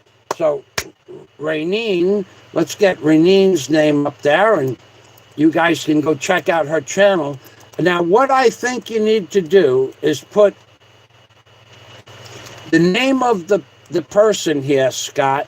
Now, I could be wrong. Scott asked, how do you get to somebody else's channel from here? I think, and why is this not working? I think what you need to do is put after the name the word blogger. Now, Daisy taught me that, and it seemed to work at the time. I don't know how it works now. So I'm going to just try BLOGGER. I'm just going to put Rainine Ruel blogger, and maybe one of you people want to copy this down and try it. I'll post it 3 times. Daisy said that was a partial workaround to finding the name of a channel out. And I don't know if it's going to work. Big E knows how to do it. Simply Norge, hi there. Welcome to the machine, Simply Norge. Sounds like somebody from a Sweden or a Scandinavian country. Welcome to the machine. The classic, Scott Del Fuego, wordsmithing again. The classic beauty of an original Van Gogh or Rembrandt cannot be duplicated in copy. The natural beauty of an ocean sunrise is not the same as in a photo. The stunning Che Corsairs is in this realm. Oh, Scott. Oh, God. Now, if that isn't poetry in motion, whoa, Che Corsairs, Scott Del Fuego, he would be a catch if you could catch a man like Scott Del Fuego. To be honest with you, any woman out there that wants to meet one of America's most successful and most manly men would do well to look further into the Scott Del Fuego phenomena. And I'm not being facetious. So Che Corsairs, Scott is showing some love, babe. So let's get this, let's say this again. Scott Del Fuego, he says, he's comparing you to the greats, Che Corsairs. The classic beauty of an original Van Gogh or Rembrandt cannot be duplicated in copy. The natural beauty of an ocean sunrise is not the same as in a photo. And here it comes. The stunning at Che Corsairs is in this realm. Oh my God. If this isn't a marriage proposal, I don't know what is.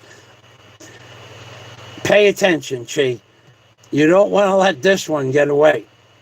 Mrs. Livingstone says hello from Honeyco Baby. April, just keep the faith, Co. Thanks, Guapa Norge, for coming. Thanks, Guapa Norge, for coming. Renee Ruel. Now, Guapa Norge, I don't know who you are, but apparently people know you. So welcome to the machine. And please, by all means, I went past your name. By all means, put your name in the box. Simply Norge. Okay, so Simply Norge. And now I'm hearing that it's Guapa Norge. So Guapa Norge, that means beautiful woman. So let's put this down in the description box. Simply Norge blogger, and maybe someone could go there and I'll read the comments and try to. And you'll be able to give me some more information. Or Simply Norge, do you have a channel that you want shouted out? And what is your channel about? Please tell me, and I'll give you a shout out for your content. How are you, Conico Baby? How are you, Mrs. Livingstone? Boy, all of these people know each other. Aunt Sue. Oh my God. Oh my God. It looks like ladies' night. Aunt Sue says hello. Well, hello, Aunt Sue. Now, I never had an Aunt Sue. I had a cousin named Sue. Thank you. Welcome to the machine. What's going on here? That's right, Scott. What is going on here? LOL. Arcelius, Aunt Sue. Who are you? Aunt Sue, do you have a channel? Please explain what content you have in your channel. And I'll post your channel 3 times. And I'll post the link to your channel. Okay. Aunt Sue, I am the aunt of G. Well, Aunt Sue is in the house, baby. And one thing that I can tell you, what I learned about the people in the Philippines, you can have an auntie that's younger than you. It's not like America where, like your aunt and uncle are typically your parents' age. In the Philippines, your aunt could be 15 years younger than you. Aunt Sue is in the house. So thank you for explaining that. I see that the comments came back up on my tablet. Honeyco, hope everything is well from Arcelius Corner. Hello to you, says Aunt Sue. I'm a year older than she. I was right about that, baby. Now I see the comments on my tablet. They just started popping up. I don't, Simply Norge, I don't have a niche yet about my blog, just uploading content. Okay, well, let us know when you do and come on to the Big E show. That would be a better platform to give you a shout out than mine, for sure. And Sue, hello. Simple Norge, Simply Norge. And Sue, hello. And Arcelius Corner, hello, Lyrich. Okay, I'm going to go back up to my content, to my comments on my big channel, because it's easier to read.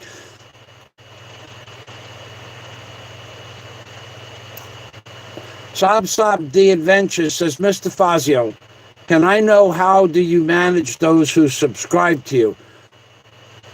Also go to live stream or comment to you. Well, okay, how do I manage them? Well, I had a troll at the beginning of the account. As soon as I see a troll, you go to the troll's channel and you click the About button. And then you're going to see a drop-down box, block this user. That's the first thing I do. The second thing, I don't time people out. If you troll my channel, I just block you. The second thing, there really is no way to manage the people that don't make a comment. So if they're not commenting on the live stream, there could be a person with 20 troll accounts. You can't do much about that. The only thing that you could do anything about is when you see a troll on your channel, any negatory comment, even though negatory is not a word in the English language, according to the guy who played in that movie with the things that came out of the pods, Elliot Gould, I think his name was, not Elliot Gould, well, whatever. As soon as they leave a negatory comment on your channel, go right straight to their channel, the About page, and block them. You don't have to see that nonsense anymore. Don't worry, it doesn't take away anything from your live stream. And the rest, it's just, you just have to keep, you try to do the best you can in the comments. Arcelius Corner, how are you, Ansu? Scott the Fuego, Big E and Cebu, and John Escape in the house. Hello, Simply Norge from Arcelius Corner. Renine Bruel, Saab, my friend. Saab, my friend. Mrs. Livingstone. Oh my God, this is like ladies' night. I love this. I'm surrounded by beautiful women. And the women in the Philippines, they all have their own beauty. So don't make a mistake about looks necessarily in the Philippines. I've dated several different women, and not all what would be considered beautiful, but the personalities of the women that I dated, I think they were all beautiful in their own way. I never dated anybody with a nasty temperament. Maybe that's why. I dated women that freaked out about swimming, that lost their mind out in the deep, and our relationship broke up. But I don't think I ever dated an angry woman. So in that respect, they all have an inner beauty that they don't really get. I've never seen anger coming from a woman, once or twice, which is normal, but it didn't last more than a few minutes. So there's a lot of beauty in the Philippines with the women here. They're not malicious. I've never run across a malicious or vindictive Filipino. So I guess that's what I'm trying to say. Angry Vic, the ladies like you, Fazio. Angry Vic. Thank you very much, Angry Vic. Let's see how your blogging experience progresses. And Sue, hello from April in Cebu.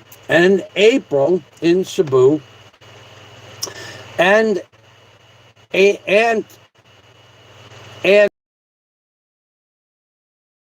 Sob. Oh my, another lady. Well, Eileen Krell. Thank you, Eileen, for coming. Says Sob's Adventures.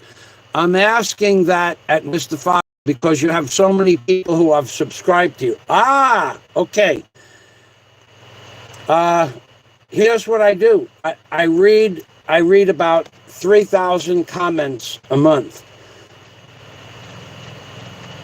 in my comment section. That's besides the comments on the live streams. And I try to respond to the intelligent comments. I give everybody a thumbs up for commenting. And if I like their comment, I give them a love sign, which I do mostly also. But there's no way to respond. I've said this before, 3,800 comments. If each comment only took 1 minute to respond to, that's 3,800 minutes. So that's 60 hours, roughly 60 hours. But that's 60 hours away from the time you would do during your normal daily chores. So that's 120 hours a month. That would be 3 40-hour weeks just to answer comments. So you just got to give it a once over.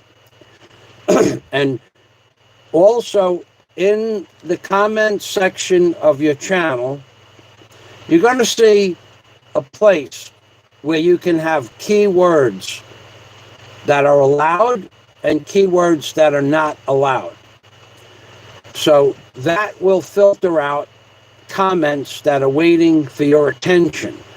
So there's let's say you choose the word prostitute as a word that's not allowed. Well, anybody who says that word in any sentence, the comment will move over to the right-hand column, and then it will be spammed. But you'll be able to check it off as an okay comment. So you'll have a selection of as many words as you like that are banned from your channel. That eliminates a lot of the troll stuff.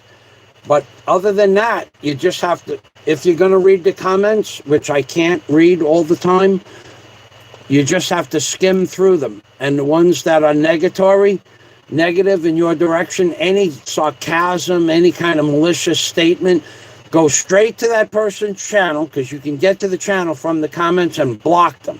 Don't let it happen twice, because you're just wasting your time if you give somebody another chance. So that's how I deal with it. April and Cebu, I put all my video, Mr. Fazio, private because of some reason. Okay, so yeah, okay. So April is answering a question. I know why you did that, April. I know why you did it, but I haven't been back to your channel because I don't get updates on your channel anymore. So yeah, I understand, and thank you for confirming that with me. And that was a good thing. And the reason you did it was a good thing. So thank you, April and Cebu. So yeah, April and Cebu was getting trolled by the troll, the professional troll on YouTube, and she decided she didn't want to hear about that. So that's another commentary to Sub how you deal with trolls. You delete the videos that you have up, and you just deal with the comments. If you're getting trolled a lot for a particular video because you have a swimsuit or something on, you don't delete the video, you delete the troll. In April's case, she decided to delete the videos. She just didn't want to deal with it. Some people have different tolerances. Me, I don't care one way or the other, which I delete the video. I don't delete the video, I just delete the troll and their comments. Arcelia, hello, Aileen Kroll. Expat Prepper, you are so right. Now, Expat Prepper is a prime example of an upstanding blogger. And I got to tell you, he made me laugh yesterday. I laughed all night, in fact. Thank you, Expat Prepper, if we could find out. You are so right. That's probably a half hour down above where I was talking. I apologize, Expat Prepper. Issue. And Sue, nice seeing you in here, Chico says. Expat Prepper, Arcelius Corner. All of these people know each other. See, this is one thing that I like about Big E's channel, and Chico says, and Lyrich, Israel Caregiver, and I Am Sess. They all know each other for years. And it's like some of the people that watch my videos and don't comment. Peter, for instance, may or may not be watching, but Peter has known me since I was 25 years old, and you never know who's watching and who's enjoying your videos. I have a lot of family members that watch, and I have a lot of family members that don't watch. It all depends on their preference. They won't watch. They're not real interested in the Philippines, believe it or not. They'll watch my swimming or snorkeling videos, but they're not real interested when I walk around Bohol. So everybody's channel has different highlights. Today, I started to do the dangers of swimming in the Bohol Sea, and now I'm doing a shout-out videos. Arcelia's Expat Prepper, good to see you here. Chi Corsairs, thank you. Expat Prepper, Chi Corsairs, great to see you. Simply Norge has a YouTube button there. Hello, Expat Prepper from April in Cebu. And they do know each other, by the way. Expat Prepper, hello. Scott Del Fuego, Scott Del Fuego, I am Sus. Scott is now subbed to your channel. Thank you, Scott. April in Cebu. And Sue, what's new with you? Expat Prepper. Honeyco Baby, good to see you. How did I save their life in the ocean? Well, they panicked out in the ocean. They said they could swim, and they could swim. And when we got out into the deep water, they panicked. And when they panicked, had I not been there, they would have drowned. I was there, and I brought them back into shore. That's how simple it is. And I don't know what it is about your name, Angry Vic, but I don't like you. I don't know why I don't like you. Maybe because you have the word angry in your channel name. Do you have content on? So how did I save their life? It sounds like a legitimate question, but it sounds like a trolling question. How do you think I saved their life out in the middle of the ocean? How do you think I did that? How do you possible? You saved their life by bringing them to shore and making sure they still live to walk the earth another day. I'm thinking that you're quite the troll. Sess, what's new with you? Nice to see you. If you don't figure out how you save somebody's life when you're out in the ocean, how many lives have you saved, Angry Vic? Let's ask this schmuck the same question. How many lives have you saved? You know, there are 1,000 people that went home from work each and every day for many years because I didn't make a mistake. There are many people's lives I've physically, literally saved. Dragging out of burning cars that rolled over that I don't have videos of, people I've gone swimming with that have panicked out in the ocean. How many people has this guy, Angry Vic, saved? How many people? What was your job description in real life? Do I want to pontificate on how many people, because I didn't make a mistake, were allowed to go home that day? On any given day, my job description, if I made a mistake on any given day, I could kill 1, 2, or 5 people by dropping some heavy piece of machinery or a 60-foot stick on them. Okay, so Angry Vic, I suggest, unless you have off that person that I choose to not like today. Chi Corsairs, nice to see you. Arcelius Corner, Scott Del Fuego, thank you. Get back to you later. Whoa, Scott Del Fuego with the ladies. Sub to Arcelius Corner. Expat Prepper, I saw hoodwink save the life of a diabetic person. That I have on video. The woman's life and the man's life who I saved out in the ocean, there is no video of. Well, actually I have a video of the man, but I never posted it as public video. Actually, I still see that man every day. That's why I didn't post it onto a public video. But I have saved many people's lives out in the ocean. And scuba diving, forget about it.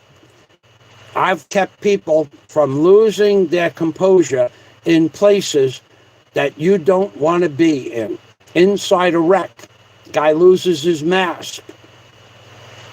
No way you're going to find your mask inside a wreck. You got to nail them to the wall or hold on to them, and you got to tell them to calm down by yelling in the water, okay? And you only have minutes to go down to the bottom of the floor of the wreck, wherever you are, and find their mask and bring it back up. Can I prove that? No. Do I need to prove it? No. Can I do it? Yes. Okay. The one thing you don't do when you're in the water is panic.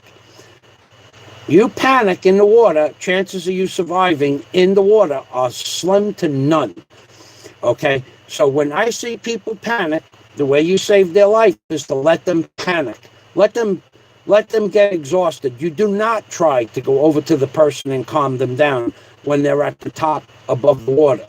A scuba diver might be a little different because they have some training. But training says the way to save a drowning person's life is to let them drown a little bit till they lose their ability of fighting. Because if you try to swim over to them and you try to calm them down, they'll gouge out your eyes. They'll grab your shoulders and throw you under the water. They'll pull your mask off. Just let them get tired. Let them drown a little bit. That's that. I'm being serious. You let them drown a little bit.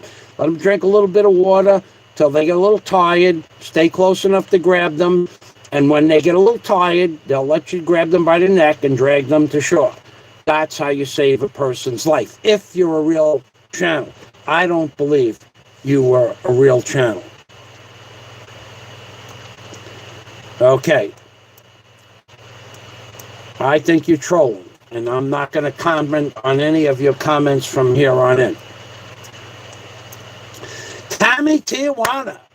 Oh my God, another lady. I spent probably 5 or 6 days in Tijuana. We used to go across the border with my friend's dad in 1970, and he bought these little cigarettes called Camel No Filter cigarettes. And then he would let us run around Tijuana. When this was back in 1970, so I was 14 years old, and I remember all those cardboard houses makeshift houses. I'll never forget that. So Tammy Tijuana is in the house. If you have a channel, please, by all means, post the name of your channel and what the content is on your channel, and we'll get people to go to your channel. Pinoy ahoy! Hello, host. You are a man of your word. I did say that I would start giving shout-outs to the ladies. I did say I was going to your channel, and I went there this morning, and I try to keep my word. And thank you, Pinoy Ahoy. Now, Pinoy Ahoy, he does a thing that's unique to himself. He holds up the phone. Let's say this is the phone. And if you go to his channel,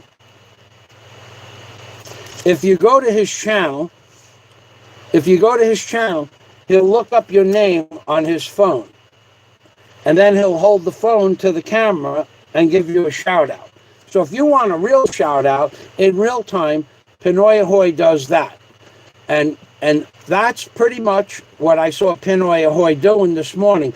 And I didn't have much time. I actually had a conversation with one of my neighbors who supposedly hate me. And her and I, she's a Filipina, her and I talked about this COVID thing, this nonsense that's going on around the world. She is now she's a family, and she has many friends, and her and I about this nonsense and why they're doing it, and we both agree 100% that they're going to vaccinate the world, and we both with that concept. So she's a highly educated Filipina. In fact, so is her husband, and so are her children. So I didn't have time. I heard the lady outside when I was on Pinoy Ahoy's show, and I would have stayed longer, but I had my notes, and I wanted to speak with my friend. So April and Cebu, Mr. Fazio, you got a lot of women in the house. This is cool. Yeah, I don't. You guys ganged up on me. Lyrich Israel caregiver, I see you in the comments at the bottom. Chi Corsair says, shout out to Pinoy Ahoy. And Pinoy Ahoy knows Maureen because he just gave her a shout out this morning, if I remember correctly. April and Cebu, hello Pinoy. Pinoy Ahoy, Sub Adventures, hello. Fierce G, hit the like, please. Well, the like, could you imagine this? 17 thumbs down. Boy, the trolls are working overtime. So, Pinoy Ahoy, Expat Prepper, Sub Adventures, good to see you. Aileen Krell, we gave you a thank you for the super chat. Salamat, thank you again. Pinoy Ahoy, Arcelius Corner, hello. April and Cebu, hello, Tammy. Chico says, well, thank you for the super chat. I don't know what that word is. Labs, Aileen. Labs. What does labs mean, Chico says? Labs. Maybe that means like best friend. Expat Pepper. Fierce Chi. Yes, good point. All right, Scott Del Fuego wants to hear about the cool snake. So a lot of this, the lady like you, says Angry Vic. Thank you. I saved some. Scott Del Fuego has saved a lot more people's lives than I ever could. So Scott Del Fuego says, I saved Scott Del Fuego. I saved someone's life by pinching off the femoral from a GS wound. Femoral vein. Okay, so by pinching off the femoral, that's artery. For gunshot wound, but they ended up whacking someone else, so there was no net difference. Both dirtbags. That's probably a very true Scott Del Fuego statement. Believe what he just said. So hello to you, Scott Del Fuego, from Lyrish Israel Caregiver. So Lyrish Israel Caregiver, nice to meet you. Shout out. Okay, so Scott wanted to know about the snakes, and Chi Corsairs. Now, she does love trolls. She loves trolls, and the reason she loves trolls is because the trolls that come to Chi Corsair's channel are like the water that rolls off a duck's back. And the trolls typically that come to Chi Corsair's channel have nothing to give their audience other than blah, blah, blah, where she gives them a show. Whether or not you like her show, her singing, or her... And last night she was dancing. That was pretty cool, I got to tell you that. And that was pretty cool. Last night she was dancing, and she was yet she was dancing. That was pretty cool. That was very enjoyable. Salamat. Okay, so Scott wants to hear about the sea snakes. Okay, so let me get to that note, just so that I can keep track of that note. I'm getting there. I'm right there. I'm almost there. I'm moving up to the note. Okay. Watch out for coral sea snakes and don't swim over the top of a coral sea snake. So let me tell you what a coral sea snake looks like. Okay, now, first of all, all sea snakes start at about, they start from very small. Scott Del Fuego, my ex is a coral sea snake. And it's a super chat, so we will be singing. So Scott Del Fuego says, my ex is a coral sea snake. Beautiful, but poisonous. Okay, so here's what a coral sea snake looks like. Okay, first of all, they are beautiful snakes. I mean, and beautiful little creatures. And the Hopsters are in the house. Welcome to the machine, the Hopsters. So we have a thank you for Scott Del Fuego for the super chat. Thank you very much, Scott Del Fuego. Salamat, who is also a major contributor to the my Patreon page. Now, I heard a story recently that some jealous man was jealous that some of us, like Brett in the Philippines and myself and other people, have Patreon pages. And he was jealous that people collect Super Chat like Big Kevin. And the jealousy was astounding. It was just astounding that a man, and a man would be jealous of another person earning a living the old-fashioned way by actually working and putting out proper content on YouTube, earning a living. Why would anybody be jealous of another person earning a living unless that person didn't have the skill set to earn a living blogging on YouTube? So let's get back to sea snakes, which is perfect. We could slide in from jealousy to sea snake in no time at all if I wanted to. So let's talk about sea snakes. So a coral sea snake is, they could be this long. Okay, you might see them if they're this big. You'll see a baby sea snake 4 inches, 5 inches. All right, now those pose basically no threat at all. But they are deadly. Okay, they are deadly from the time they are babies till the time they grow up. It's almost about 5 feet and about this thick. Okay, so they're the most beautiful sea snake in the ocean. So let me get a coral sea snake up here on the screen, and then I'll show you what it looks like. Although I have videos of my coral sea snakes, maybe that's better that I do that. You know what I'm going to do? I'm going to go to my videos page and get a video, and I'll post the link for my video of what a coral sea snake looks like.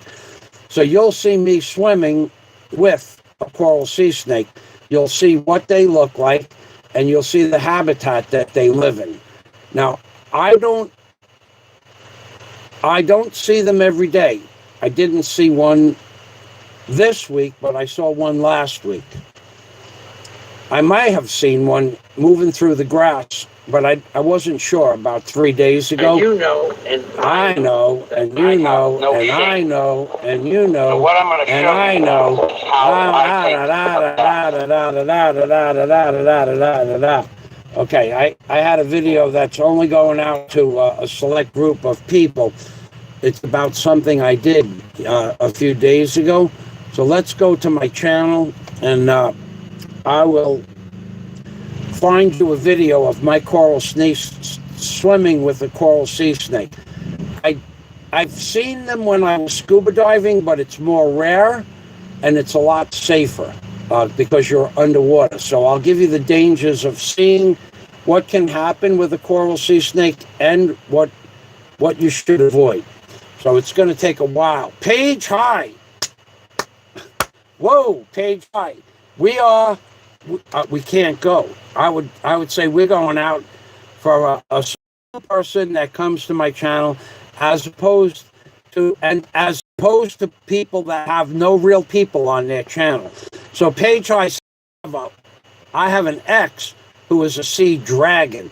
That's worse than a sea snake. So what we're talking about is the larger genius or genus of a sea snake would be a sea dragon. Salamat. So let's sing. Page high. Thank you. Thank you. Thank you very much. Page high. Salamat. I almost want to get up and get my fedora. I feel like I'm scamming people. LOL. So I'm going to find that video now. It looks like my videos page opened up. Not yet. Okay. Yes, it has. Okay. So I'm going to search snake on my videos page. I have about 5 videos, and I'll give you the link to my sea snake videos. Poisonous sea snakes. Okay, so I'm going to give you a link to a 3-minute video and you're going to see how beautiful these snakes are. And then I'm going to tell you how they can kill you, how fast they can kill you, and how to avoid getting bit by a coral sea snake. So we need to find the LA. Here we go. That's the okay, poisonous sea snakes. Now, in this video, there's a description of how they will kill you and how long you have to live. It's a public video, so you're welcome to share it. And here is the video with the link, being that it's my channel, I can post this, and I'm going to post it 3 times. And then Dr. Page High can confirm what I'm about to say to you as to how the snake can kill you. Okay, so what it is, it's in this video, and I'm going to open up the video, and I'm going to turn the camera around. Okay, let's, I think I can do this. I have to click the link. Just give me a moment. It's my video, so if it plays in the background, I won't get in trouble for that, or they won't demonetize my channel. But I'm just trying to keep the sound from other videos, because with this new algorithm they have, who knows what YouTube is going to allow and what isn't going to be allowed. So I'm gonna turn the camera around in a minute. This is loading. So in the description box, I'll read the description while the video's loading. You have 6 hours to live if you get bit by a coral sea snake. There is no remedy. There is no antidote that you will be able to get. There are certain medical procedures that might stop the sea snake poison from killing you. However, those procedures only happen if you can get to a hospital in Manila or another hospital that has the anti-venom serum. Other than that, if you get bit by a sea snake, you are probably 6 hours away from the inside of your body turning to what is called jelly. It breaks down the tissue of the heart and kidneys and liver into a jelly format, and it just falls apart, and you die from the inside out. Now, the good thing about the coral sea snake is they're not aggressive. If they see you and you see them, they're not going to be aggressive towards you. The bad thing about and another good thing about the coral sea, but it doesn't really have the ability or wish, want, will, or desire to attack you. So it looks like only in the beginning of the video do I have a really good shot of this, and I'm going to give this to you.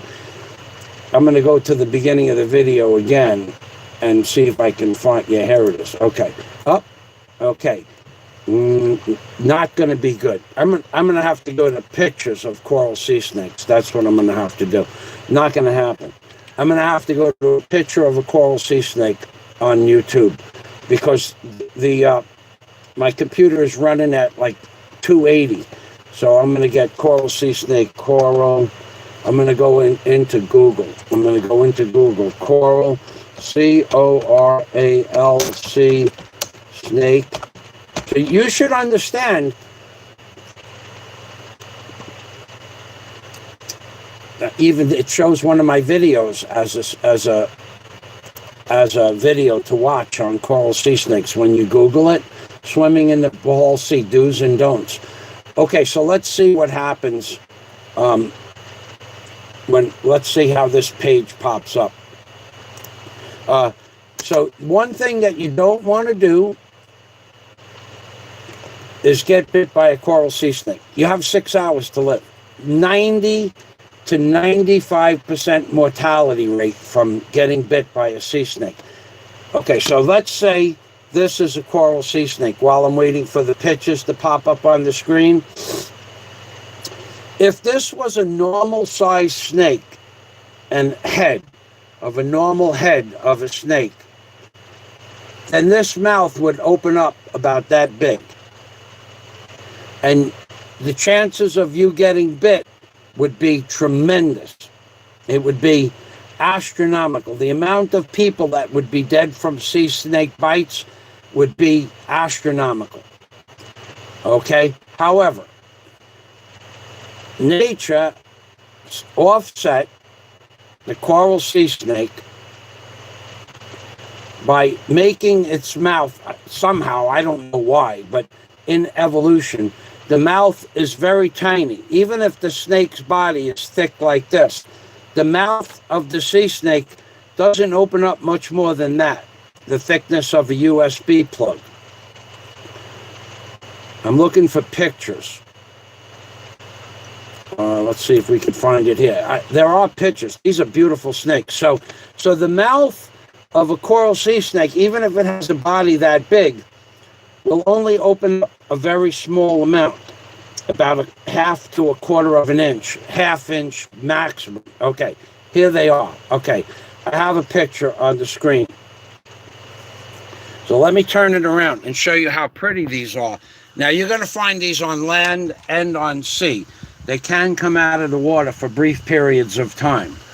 So this is an actual coral sea snake out of the water. What? Coral snakes. This is a coral snake. I apologize. Without my glasses, I read it wrong. Okay, so we want coral sea snakes, not coral snakes. But coral sea snakes look similar to that. All right, so we got to go back to that, and we have to put the word sea in it. So coral sea snake, and then put pictures. They're as pretty as that coral snake, though. It's in the same family. So you might be tempted to pet it. Don't pet it. Okay, I'm telling you, don't pet it. So what happens is, okay, coral sea snake pictures, yellow belly, venomous snakes, Wikipedia, sea snake pictures, royalty-free pictures, sea snake pictures. Okay, we moved finally. We got there. It took 5 minutes to see stock sea snake pictures, and they're going to come up on the screen in a moment. So, no matter how big the sea snake is, if it tried to bite your arm here like this, it might grab the hair of your arm, but it can't typically bite the skin. However, it can bite in the webbing between your fingers, right in here, or your earlobe, or your nose or your lip. Okay, it wouldn't be able to bite your forehead, but it can bite small pieces of your skin. So if you're swimming, do not swim over the sea snake. So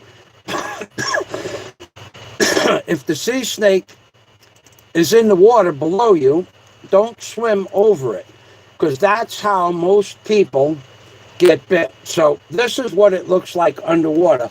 Although it's much more colorful than this, I'll show you what it looks like underwater. It looks typically black and white.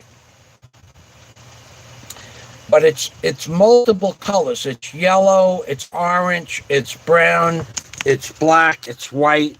There's multiple colors. Here it has a little bit of green mixed in with it, which is like a greenish yellow. There's a little bit of a gray. Here is a little showing a little bit yellow. That's the color of the sea snake that I will see typically, a yellow coral sea snake, or banded with that color, because it changes colors. Okay, and some of them can change to all one color, and some of them are banded like that. So this is a black and white color. It just changed its colors to black and white. So they are able to change their colors somewhat. So what you don't want to do is you don't want to swim over the top surface of a coral sea snake, because what happens is, this is how most people get bit. You're swimming and you see the snake.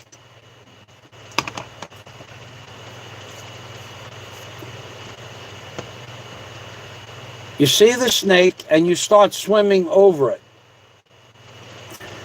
And you look to the right or you look to the left or you look ahead to wave somebody over.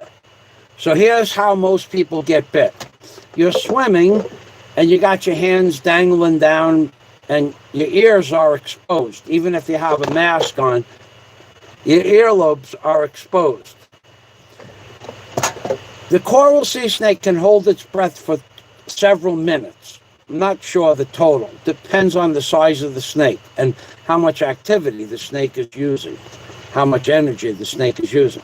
So what happens is the snake is moving around on the bottom and you're looking at it.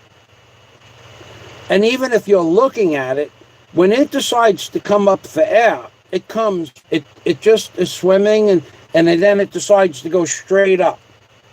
Go straight up to the surface. It doesn't dilly-dally around on a 45-degree angle. Typically, it needs air, it comes straight up. So when that happens, that's when it's the most dangerous. Okay, so let me go to the comments, and I'll tell you why. The Hapsters, I used to scuba dive in Okinawa, Mr. Fazio. Sea snakes scare me. Well, they should, because there's no antidote available. Even if you got bit and you were 10 minutes away from the hospital, you still have only a 10% chance of living.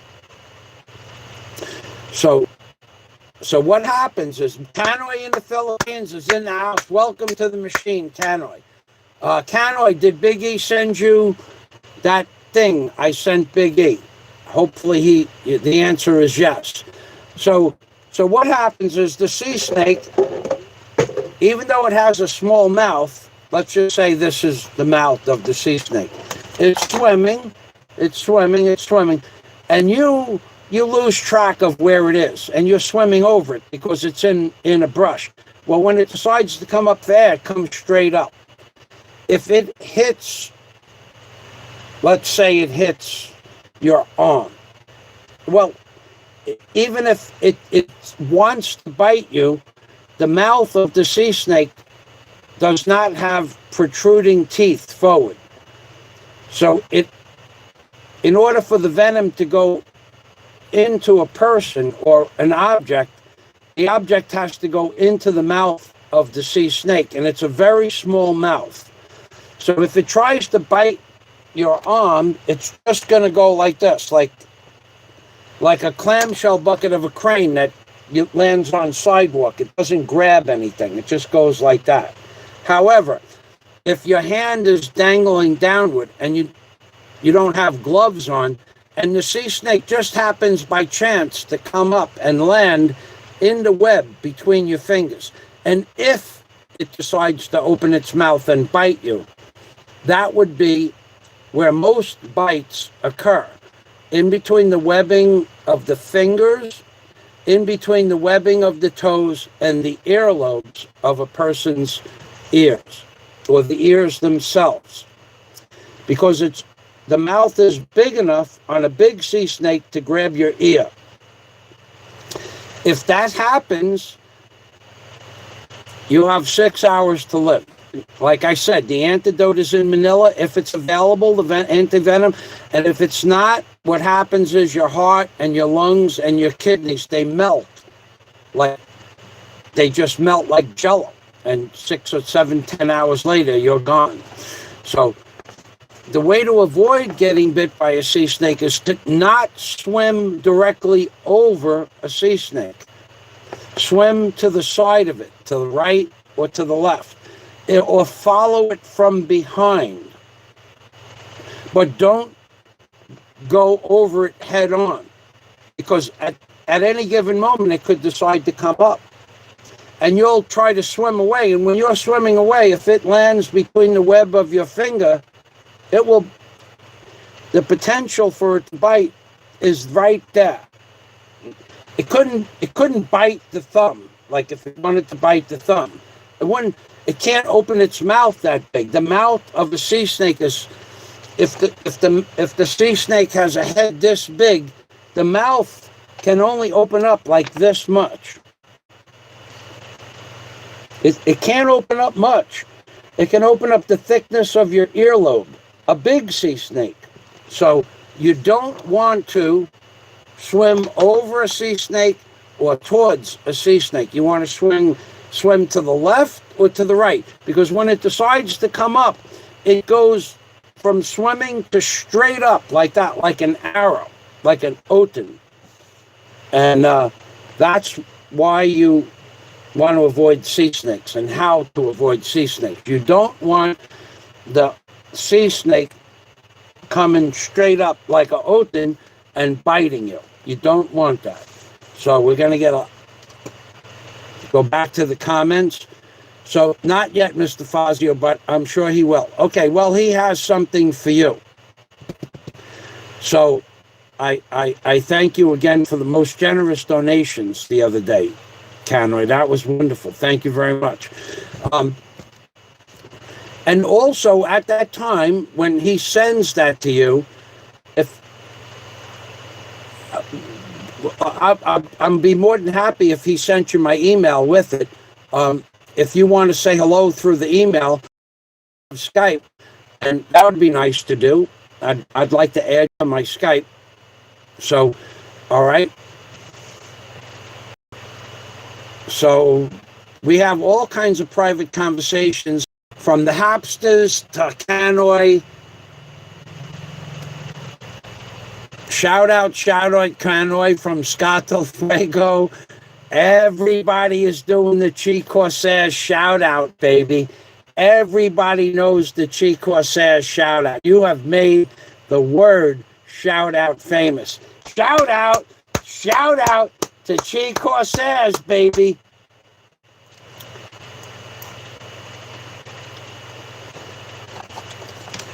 The Hapster says, I have to stay away in one stream. It's making me dizzy. Ha, ha, ha. I don't know. Oh, I have to stay in one stream. Oh, God, everybody's doing streams. The Hapsters. I saw the Hapsters video this morning. I went over to the Hapsters. Now, they live in Hawaii, and they have some really cool videos on the beach of Hawaii, the beaches in Hawaii, where you see fish, where you don't see fish in the Philippines unless you go to a special place. The Hapsters they put the camera up at the building across from where they live. So I'm sitting there looking at the building, and I'm waiting for the Hapsters to come to the camp, back to the camp. I'm waiting, and I'm waiting, and I'm going, maybe they went to the can or something, maybe I don't know where they went. Oh, we see Super Chat. 1 minute. Salamat. Wait, let me finish telling this Hapster story. So I'm waiting. I'm looking at the camera. I'm going, what's going on here? Well, what the Hapsters were doing were they were giving you a view of the skies where there were no trails in the skies. There were no lines in the skies. You saw natural clouds. That's my interpretation of it. That's what I wrote in their live stream. And I did go see their live stream. So what you're looking at is a building where you don't see lines crisscrossing the sky everywhere. So I think that was what they were doing. Plus, they're probably building up some hours for live time. But the skies were beautiful blue like we have here. Although, I have to tell you, I did see a line maker. I saw one yesterday. So it was way, way high up in the sky. And I went outside to take a bath. I didn't go swimming yesterday. And I looked up, and there it was, probably 30, 40,000 feet up, a winemaker. So they are pumping that stuff out still here from way high up in the sky. But the Hapsters, you didn't see any line makers. All right, so we have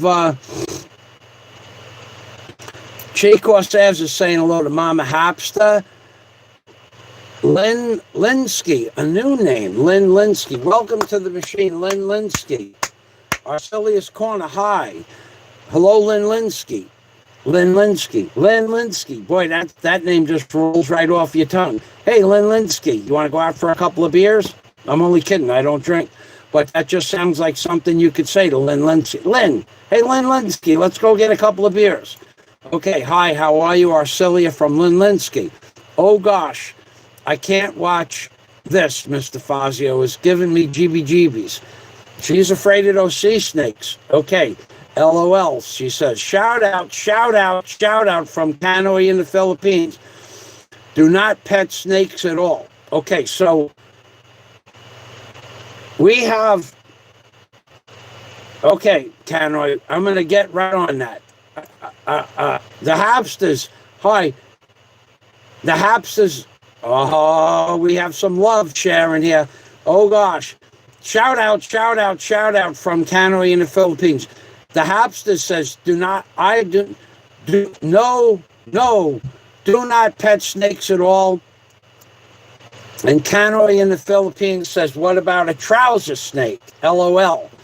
And we know that the hamsters are not going to respond to that. But it's what a man would say that. There's a difference. A man has the let's just call it a real man in a uniform. A real man has these, and Canoe got a pair of these bad boys.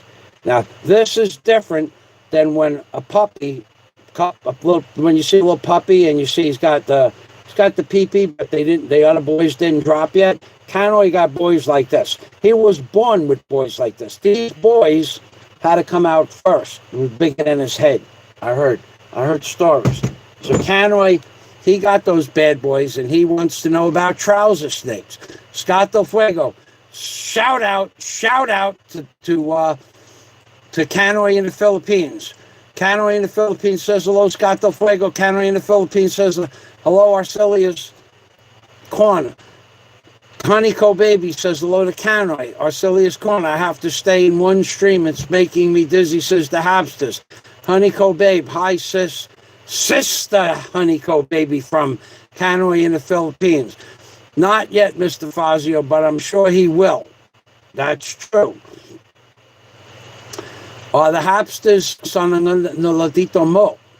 Ha ha ha. Let's eat Honeyco Baby. Scott Del Fuego. Message. I would love to see Mr. Obama meet a sea snake when he was a swimming. Mr. Obama might try to do the sea snake if he reminds me. Mr. Obama, what do you think about sea snakes? Sea snakes? Sea snakes, Fazio? Did you say sea snakes? Where? Mr. Obama, look. This is a sea snake. Oh, whoa, get us off the camera. Let me get a little bit of that sea snake. All right, Mr. Obama, you take over there. Whoa! Mr. Obama, I'm okay. I'm doing good. What's going on? Larry, the sea snake is here, Larry. Oh, Mr. Obama, you make love to the sea snake. All right, so still here preparing breakfast on my patience, says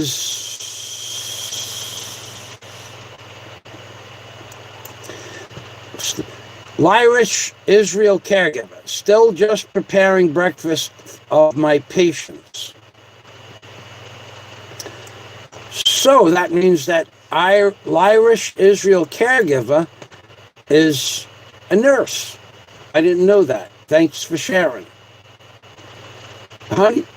Honeyco Baby says, Pahinj at hamsters. I guess that means hello. I don't know. The hamsters, when I'm in the water here in Hawaii, I stay away from coral reefs. Plenty of sea snakes and eels. It always makes me swim faster when I see them. Ha ha. I didn't know they had coral sea snakes there. But all oceans have snakes and all oceans have sharks. You just don't... Like, I will swim for 1 hour, and typically I'll see one sea snake every 4 or 5 days. But you might swim over 200 of them. You just don't see them because they hang out inside a rock or in the grass. Honeyco Baby from the Hapsters, hello. Canoe in the Philippines, for sure I will talk with him and get all that. Go Bobo sister is in the house. Welcome to the machine. Canoe in the Philippines with a super chat. Salamat. Canoe in the Philippines. Thank you very much. But for what the amount of monies that you super chatted the other day, the least I could do was send you that information. Don't feel obligated in any way. Thank you. So we're going to sing for Canoe in the Philippines, but we're going to sing loud and clear. Thank you, thank you, thank you very much, Canoe in the Philippines. Salamat. Thank you very much, Canoe. I hope you enjoy the package I sent. You will. When I put together another package like that, I'll send those to you as well. Go Bobo's sister, who is different than Go Bobo. I don't know what I think, unless they have two personalities, but I think Go Bobo's sister is completely different than Go Bobo. Shout out, Chico says. Yeah, in fact, you never see Go Bobo's sister talking negative about anybody. However, there are other Go Bobos, which may or may not be the real Go Bobo, so I don't know, that will, in fact, say negative things. But Go Bobo's sister very rarely says anything negative. So don't confuse Go Bobo with Go Bobo's sister. All right. Ha, ha, ha, says the Hapsters. Lyrish Israel Cares give it, wow, thank you, Canoe. Okay, so these people are communicating with one another. Like I said, this channel, Big East channel, Lyrish channel, Arcelius Cornish channel, Cheese channel, the Hapsters channel, Canoe in the Philippines, whenever you see them do something, those people in their channel are real people. Honeyco is saying hello to Mr. Fazio. I'm scary to snake. Honeyco, maybe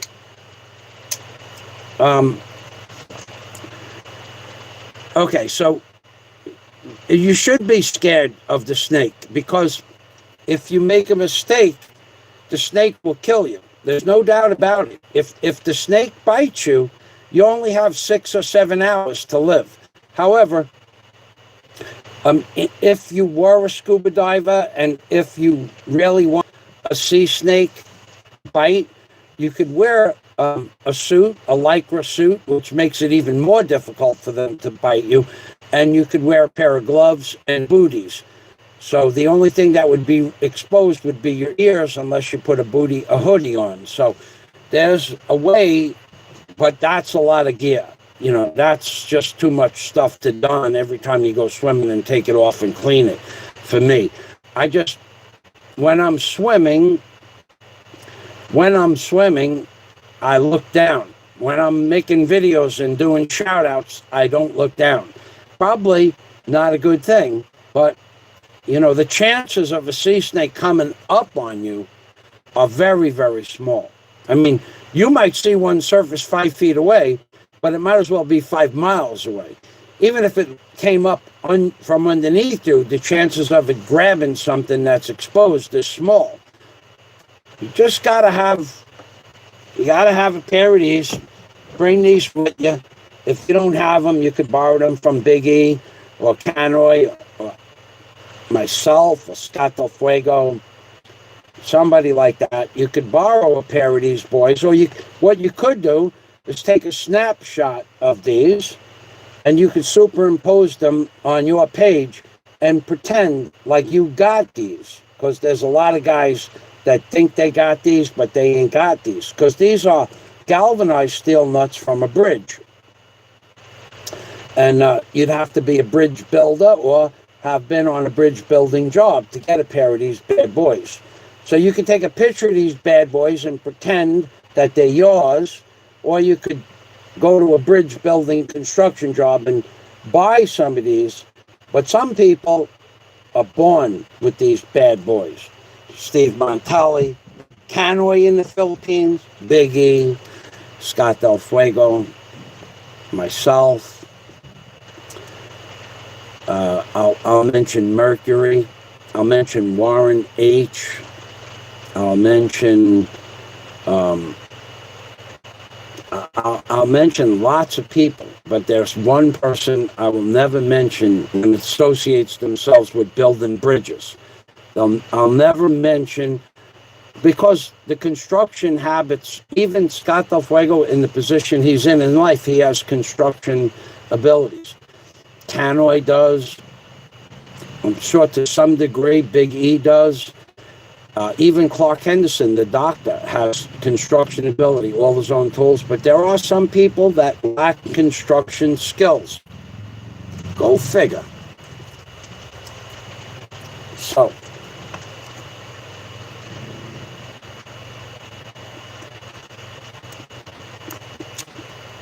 okay, so our silliest corner. I love to the Hapsters. Hapster sends loves back to our silliest corner. Wow, Mr. Fazio, thank you. I appreciate that, brother. You're welcome. Thank you.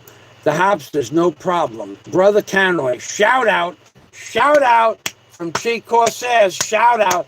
The woman that made the word shout out famous. She did make the word shout out famous as shout out famous. Honeyco says, I'm scary to snake. Yep, we've covered that. Canoy in the Philippines, hello, hello. Pinoy, ahoy, in the Philippines, hello, hello. Pinoy to Honeyco, hello. Canoy in the Philippines to Cheat Corsairs, shout out to Cheat Corsairs from Canoy in the Philippines, Lyrish, Israel caregiver. Salat, Mr. Fazio. You're welcome. Well, you know, you, even though you don't have a pair of boys, you have courage. I thought you were an assistant working in a private home, but apparently you're a nurse. Oh, so I think everybody on YouTube would agree that job is not only not fun, but it's hard. And it's both mentally fatiguing and physically fatiguing. And you also have to have a certain type of personality to be able to clean up the bodily fluids from all the assistance that we can give you to get people to come to your channel, because you would never know that from you watching you jump rope. Those are two different worlds. Watching you be the happy jump roper and happy hula hoop person, and then you giving care to people that are in need of care. I would have never guessed. I thought you worked in a house. So shout out to Irish Israel caregiver.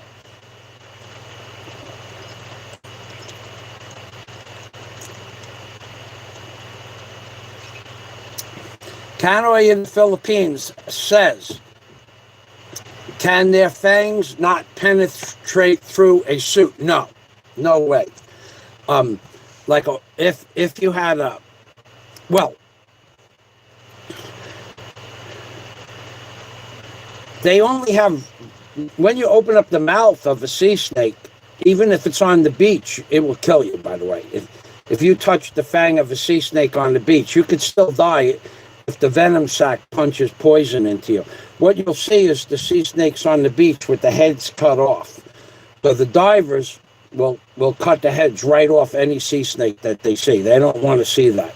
And there's so many of them out there that it won't affect the population. But you'll see sea snakes on the beach with the heads cut off. But the Lycra suit will even make it less likely then to be able to bite you. But a pair of gloves will also, if it grabs the webbing of your finger and you go like this to get it off, chances are it already put the poison in you by the time you shake it off. But if it grabs the glove and you see it, maybe you'd only put the poison into the glove and not into your skin.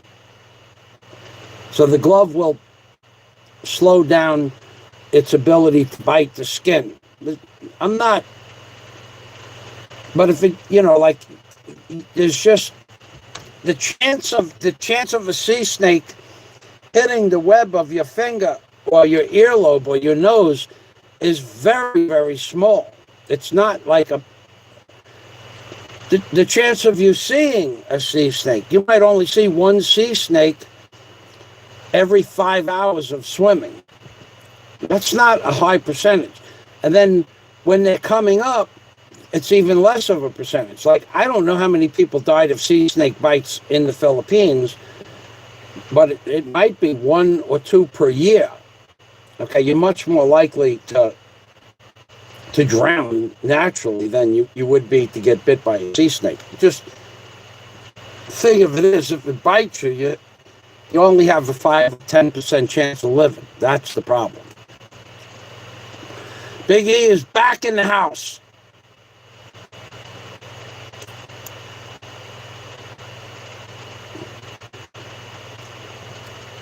And he knows the rules in Saudi Arabia. Now, Big E, you might hear stories about Big E. I'll just give you a quick story about Big E.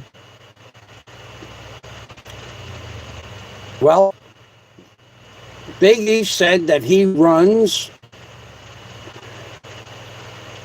a large portion of Asia in one particular company. I know what he does because he said it on his live stream the other day, but I'm not going to repeat that. So Big E has offices with between 40 and 75 people in the office that he controls and oversees. And then he runs most of Asia and the Arabic nations. So for the people that are making fun or don't believe what Big E does, I'm pretty sure I could say that that's what he does. So when you see Big E, you hear all these stories about Big E. Oh, God, some of the stories I heard about Big E. I heard a story once that there was a man that said he was going to kick sand in Big E's face. So I would just say at this point, if the man was serious about doing that to Big E, I would think it probably wouldn't be a good idea. I mean, freedom of speech is one thing, but to kick sand in Big E's face. Now, I only heard it as a story. I can't say it's a true story or not. I heard it that and Big E, if I were you, I'd wear glasses in case someone does kick sand in your face. You won't get sand in your face, in your eyes. Honeycomb baby. So anyway, I wouldn't kick sand in the face of a man that runs a good portion of Asia from a corporate point of view. I would think that would probably not be a good thing. But, okay, I am sus really. Okay. All right, they're talking about something else. Big E, I'll be in Jeddah, but still skeptical that they will allow us to go vlogging. Okay, so here is Big E. He's getting ready to go to Jeddah in the Middle East. And I am Sess is asking Big E, when Saudi, so that's also part of Big E's territory that he watches over, his corporate interests, not his corporation. He works for a company who has corporate interests all over the Middle East and Asia. Okay, Chico Says is saying, what's up, Buttercup? I am Sess, Mr. Fazio. I want to learn to swim, but no snakes. I gotta tell you, Sess, learning how to swim. It's not real hard to learn how to swim. The first thing you need to do is not fear the ocean itself. Yeah, Big E. Okay, so I know what you sent me, but I'm gonna publicize that. That's recently. I'm not gonna talk about what you do, the name of your company, or anything like that. I just believe that that's true. I don't have to. I saw what you sent, but I'm not going to publicize the name of the corporation or the industry that you work in. That's not for me to do. If you want to do that, you're welcome to do that. I'll confirm that you sent that, but I'm not going to publicize the name of something that you do. That's your business. So yeah, I saw what you sent, and I believed you before you sent anything. I had no reason to not believe you after we got to become friends. But what you sent me was not necessary. And if somebody said to me right now, Fazio, I will give you $1 million cash, U.S. currency, to name the company that Big E works for, I couldn't tell you the name of the company. Because I looked at that for about all of 5 seconds. That's how long I looked at the information you sent me. I didn't need to see it, so it wasn't important to me. Even if you asked me what platform you sent it on, whether it was an email or through Facebook or Skype, I would say it probably wasn't Skype, but I couldn't tell you whether it was an email or Facebook. I don't pay. If it's not important to me, I don't remember it. So Biggie, I believe that you run these corporate entities, but for me, it's not necessary to remember that information. Now, if I went on a business trip with you, I would remember the name, but I won't remember the name if you send something like Scott sent me some mail this morning about Joe Pesci with a pinky ring. I would remember that video for a long time because I enjoyed the video and it reminded me of the 1980s. But your business, the name of the corporation, the lifestyle that you lead, I have nothing to relate to in that business, so I wouldn't remember it.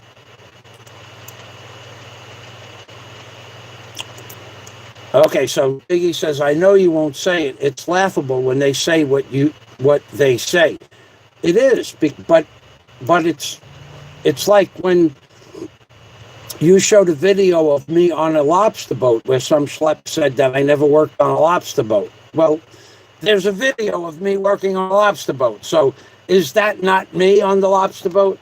And some schlep said I never owned a house in Hawaii. I mean, in the Florida Keys. And I did. My name's on the mortgage for 13 years. And some schlep said I never owned an Ocean Racer. And I did. And I never owned a Cobra. And I did. And I never took the exam to be a police officer. And I did. Okay? These are all things that are verifiable. So when somebody tells me you did or didn't do something, and it comes from the same worthless source that is saying things about me that aren't true, I don't pay attention to it. The Hopsters. Okay, let's get back to I am Sess wanting to learn how to swim. Let's see. But no snakes. All right, I am Sess. There's no way to teach somebody how to swim in the ocean unless you're going to see snakes. And it's easier to swim in the ocean than it is in a pool, because in a pool, it's hard to stay afloat. I could go to your channel later and there's really, teaching somebody to swim, you live someplace else anyway, so teaching you to swim is just not going to happen. I don't know that I'd ever try to teach somebody to swim again. I have given up on that whole concept. If you weren't here before, I taught 3 ladies that I dated to swim. 3. One always wore a life jacket when she went swimming and still got paranoid when we went out to the deep. It was as if she was afraid of something that didn't exist. I mean, a shark, jellyfish. I didn't even talk about jellyfish today, but I have that on my list. There's stuff out there that'll kill you instantly, too. There's stuff out there that you have minutes to live, like the big giant box jellyfish that I didn't talk about. There's stuff out in the ocean that you should have a lycra suit on if you're not paying attention to where you are. Those things will, if you swim through we'll talk about the box jellyfish in a minute. Let me get to the bottom of these comments. I am Sess. I love the beach. I don't know why I never learned to swim. Yeah, so many Filipinos. You guys live on islands and you don't know how to swim. I don't understand it. That's true. Chico says, teach me more confidence to wear a bikini. Chico says, now you know and I know that they don't make bikinis in your size. So how are you gonna, you would have to take 2 bikinis and put them together to make one bikini out of it. So you can't wear a normal bikini. Chi, teach you how to wear a bikini, you need to wear 2 bikinis. When I saw you dancing last night, that's when I realized that you need more than 1 bikini. The hamsters, Kokayo, Ko, One Piece, Suat, Ko, Chi, Corsairs, and at I Am Sess. So the hamsters wear one-piece bathing suits. Tannoy says, I am Sess. Hello, nice to see you again. Oh yeah, Mama Hamsters. Scato Fuego. I can't wait to visit Michael in Bohol. One of the first things to do is to go out to that beautiful water off the white sand beach in front of the hotel site. No snakes, though, hopefully.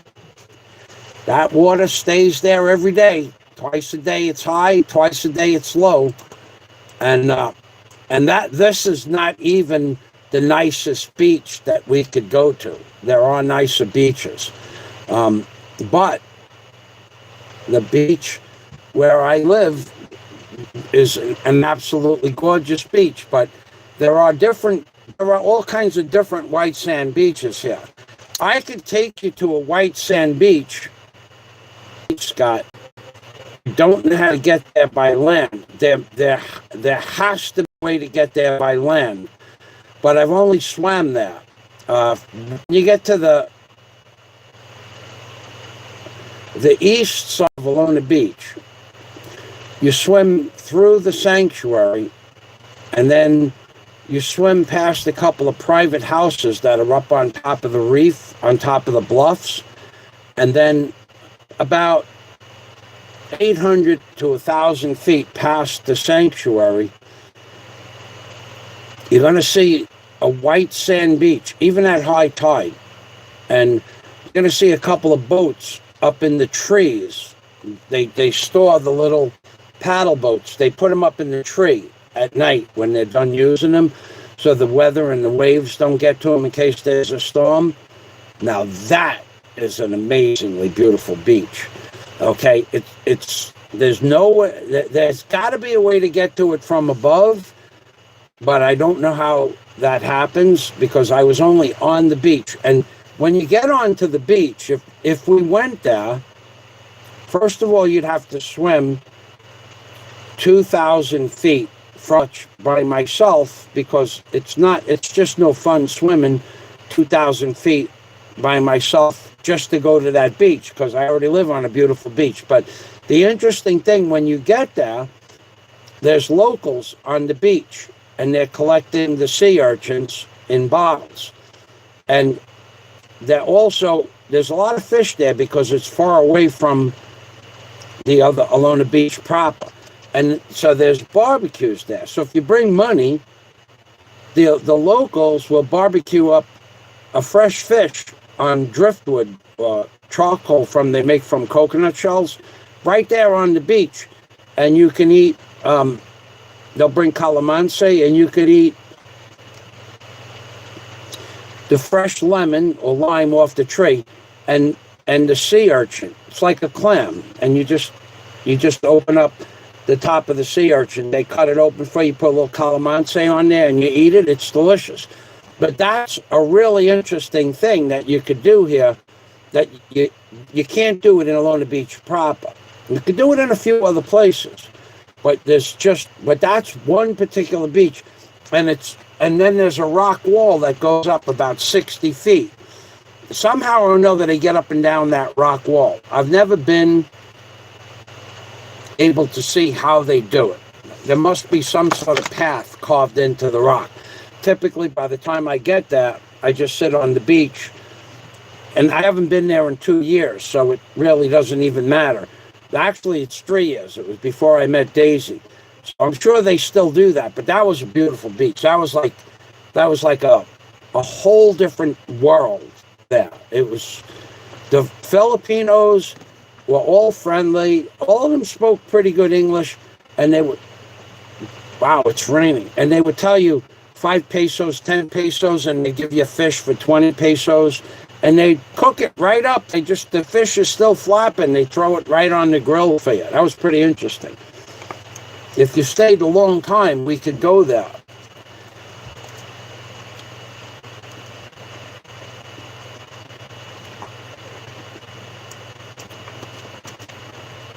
Okay, Canoy says, all right, let me, in a minute.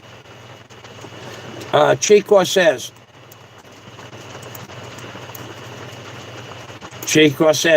isn't ready for the bikini yet. Says, I am Sess. After the lockdown, I will go to meet Mr. Fazio. Okay. We'll make some blogging together. I guess I'm going to have to teach you how to swim. I am Sess. It looks like I have a new job. I guess I should look forward to that. If you're really interested, what island are you on? I am Sess. May I ask what island you're on? Because if you're in Bohol, you can come tomorrow. Because tomorrow I just have to do one thing in the morning. I won't be online tomorrow. I have something to do tomorrow that I probably won't be online. But if you're in Bohol, come on down. I'll teach you how to swim tomorrow. I'll break my rule. Irish Israel caregiver, come here, the Hopsters, let's go to the Dead Sea to swim, because you don't need to swim, you just float. So in the Dead Sea is very salty. You do float. I've seen video of that. Mr. Fazio, what would you say the chance of running into a sea snake is? There are a lot of them. There are lots of them. Okay. The chance of you running into a sea snake where it comes up underneath you are slim to none. The chance of it biting you is even less. But seeing them, if you are looking for them, there might be a sea snake underneath you in the grass. You won't see it. And the grass is like 18 inches tall. You're not going to see a snake in there. You're only going to see it when it comes up to the surface.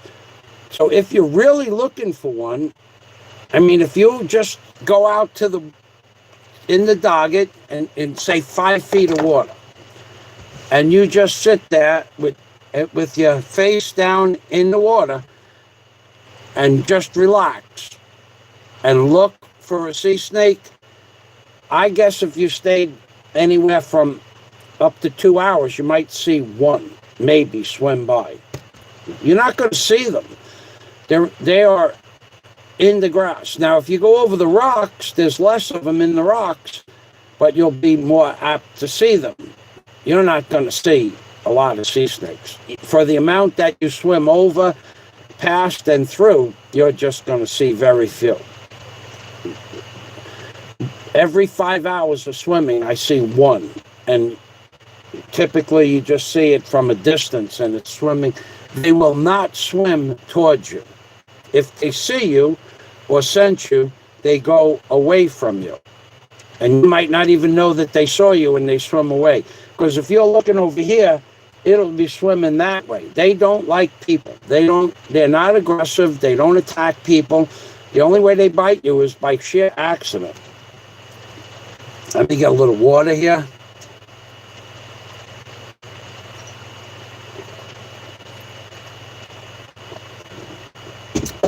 I Am Sess is coming to Bohol, baby. Yeah, baby. Welcome to the machine.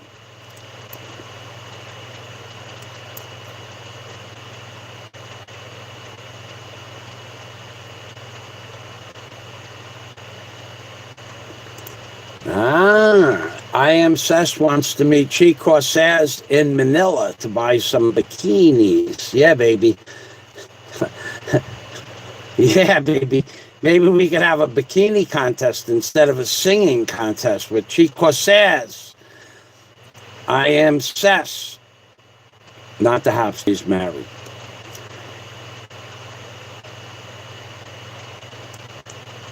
Wow. We're learning stuff about people here, I'll tell you that. The Habsters loves the ocean. And it was always swimming in Hawaii. Well, that's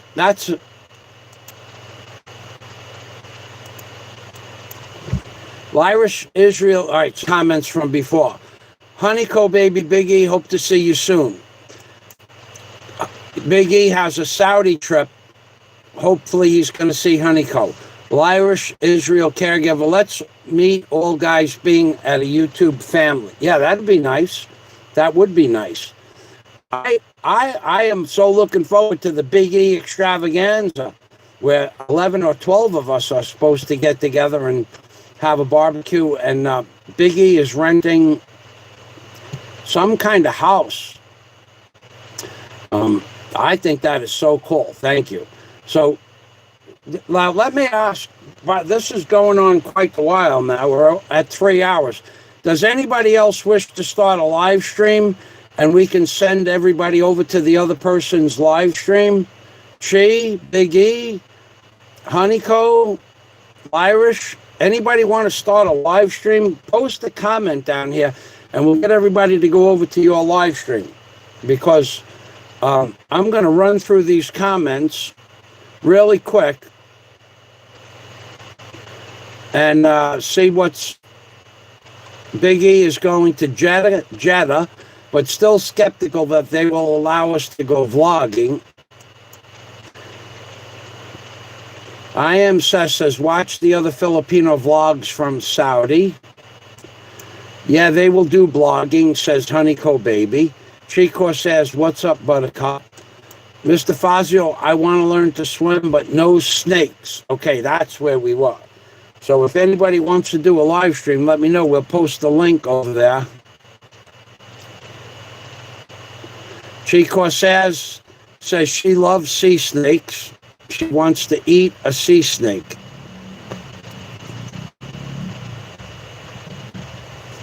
What?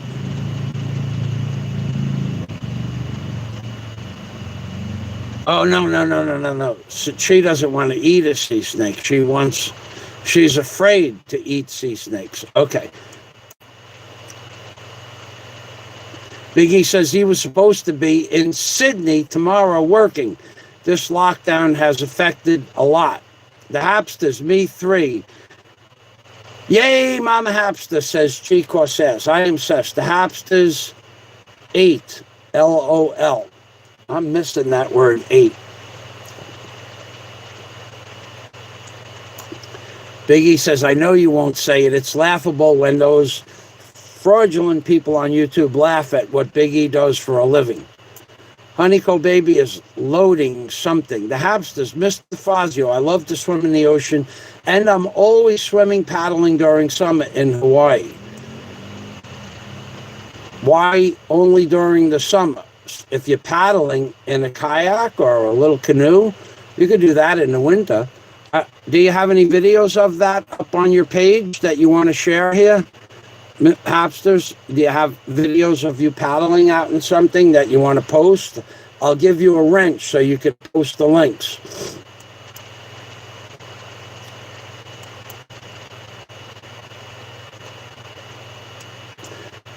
Scott Del Fuego says, I can't wait to visit Michael. See, now I lost track of where I was, because this YouTube, man, I hate this YouTube comment section. You push a button, it goes all the way down. You can't find out where you are. There's no way to go back to where okay. The Hopster says, yes, I agree, Mr. Fazio. Pool water will take you to the bottom quick. Salt water will keep you afloat. Yeah, in pool water, I can barely stay afloat. In salt water, I have more buoyancy.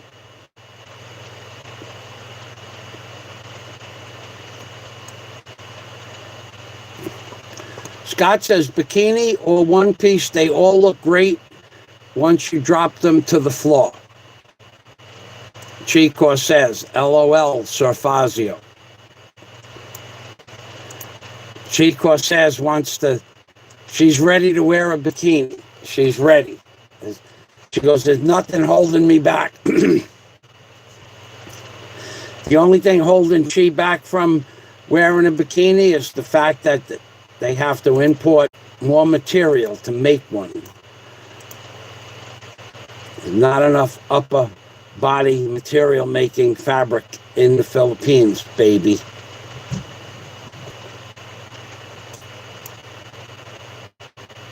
Wow, it keeps going back up by itself. Why is it doing this? Scott Del Fuego says the only good bikini is a floored bikini. One on the floor. I would imagine you would be. I am says, Chico says, Beb, just put Cebu first in our list. Specialty Bantayan Islands. So apparently these guys have been to a trip to Bantayan Island before, and they're looking forward to going back after the lockdown. Irish Israel caregiver. Yeah, Mr. Fazio. Salamat. Mr. Hapster, you guys are trolling me now. The Hapster says, take me with you. I want to visit Mr. Fazio. Salamat. You guys are trolling my channel now.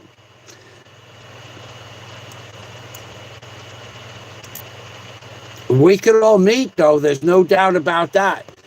If we could all get together, that would be so cool to get together with like 15 or 20 YouTubers.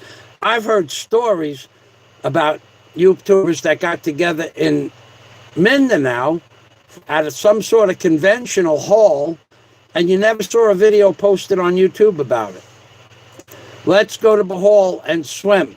Bohol is a place that is beautiful for swimming. Okay, so I've been all over the Philippines. I've spent more than 2 months in different places in Palawan and Coron. There are private beaches in Palawan, but not anywhere near the city, that are beautiful. However, Palawan is so far away from the rest of the Philippines, it's impossible. It's very expensive and time-consuming to get there, unless you fly there. And I don't know that I'd ever go back to Palawan. I've been there twice. I've been to Coron twice. I've been to all of up and down the peninsula of the island of Palawan. I don't know that I'd go back there. I don't think I ever would. There's not much to do there. It's far, way time consuming to get to Palawan. The boat from Coron to the main island is 9 hours. If you're going with the wind, it's 9 hours. Could be 10 hours. Could be 12 hours. And it's just a long, boring ride. And so you'd have to fly in. It gets very expensive. And still it's time consuming. Even I flew out once from, I'm pretty sure I flew out of Dumaguete. I was in the airport for 5 hours. Okay, so for that 5 hours that I was in the airport and 2 more hours because we had a circle. It was almost the same thing as it would have been faster to take the boat home. The Philippines is a little bit messed up when it comes to traveling, but meeting in Bohol is a central island. It's pretty much a crime-free island, and it's a beautiful island. There's places in Bohol I could go with you guys, or take you with, give you places to go if you're coming here and I'm not here. There's places here that are just amazing. I'll give you the names of the beaches. I'll give Big E the names of the beaches. That if you guys are coming to Bohol, Alona Beach is a tourist destination. You want to go to some nice beaches that nobody talks about. Nobody talks about them. But there are a lot nicer beaches than Alona Beach. Even people go to Alona Beach on vacation, they'll never see the beaches that I would take you to. So, there are a lot nicer beaches than Alona Beach. So if you guys are ever coming to Alona Beach and you want to know the name of a private beach, there's a private beach, for instance, not so far away from Alona Beach that you can't get there.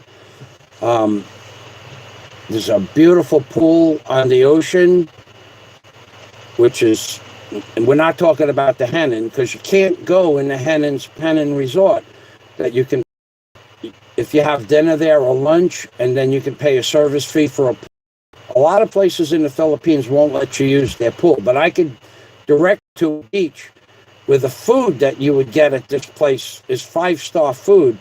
It's probably a 3-star resort with a 5-star pool and 5-star food. I mean, it's not the prettiest place you've ever seen because it's getting kind of old, but it is an amazing view on the beach with blankets and chairs and cabanas and stuff like that. There are places in Bohol that tourists never see. And that hotel that I'm talking about on that particular beach, dinners start at 1,500 pesos, $30 per person for a fish dinner. That's plus drinks. So the resort is very expensive. It starts at like 10,000, 12,000 pesos per night, but they allow you to pay to go into the pool. And the beach is as beautiful a white sand beach as you'll ever see anywhere in the world. Yeah, that's right. The Hapsters. She said something about eating sea snakes. I don't know. I think she said she didn't want to eat sea snakes. I thought she said she wanted to eat sea snakes. I think you can eat sea snakes. I don't know. You have to ask Chi about eating snake. I don't know. I guess I could Google it.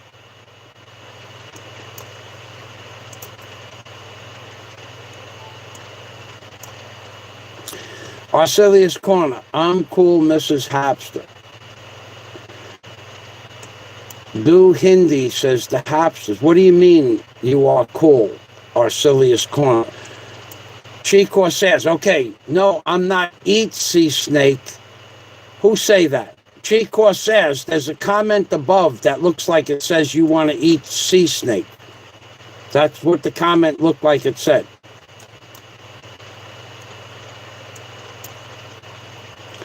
Arcelius Corner eats snake, but not sea snake. So, yeah, you can eat almost every kind of snake, venomous or not. It makes no difference. The venom is only in the head. If you skin it and cook it on a barbecue or fry it up, you can eat sea snake. I think. I could be wrong. I don't know. I won't say. But most snakes that exist in the world are edible. No matter how big they are and no matter how poisonous they are.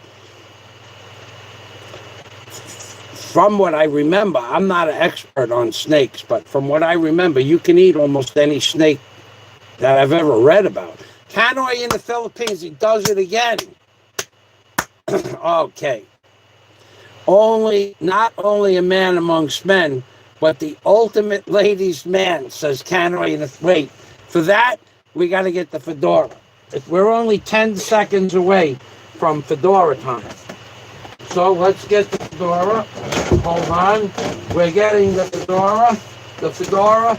The fedora. This must be what happened. I must have the fedora syndrome. Yeah, baby. Yeah, baby.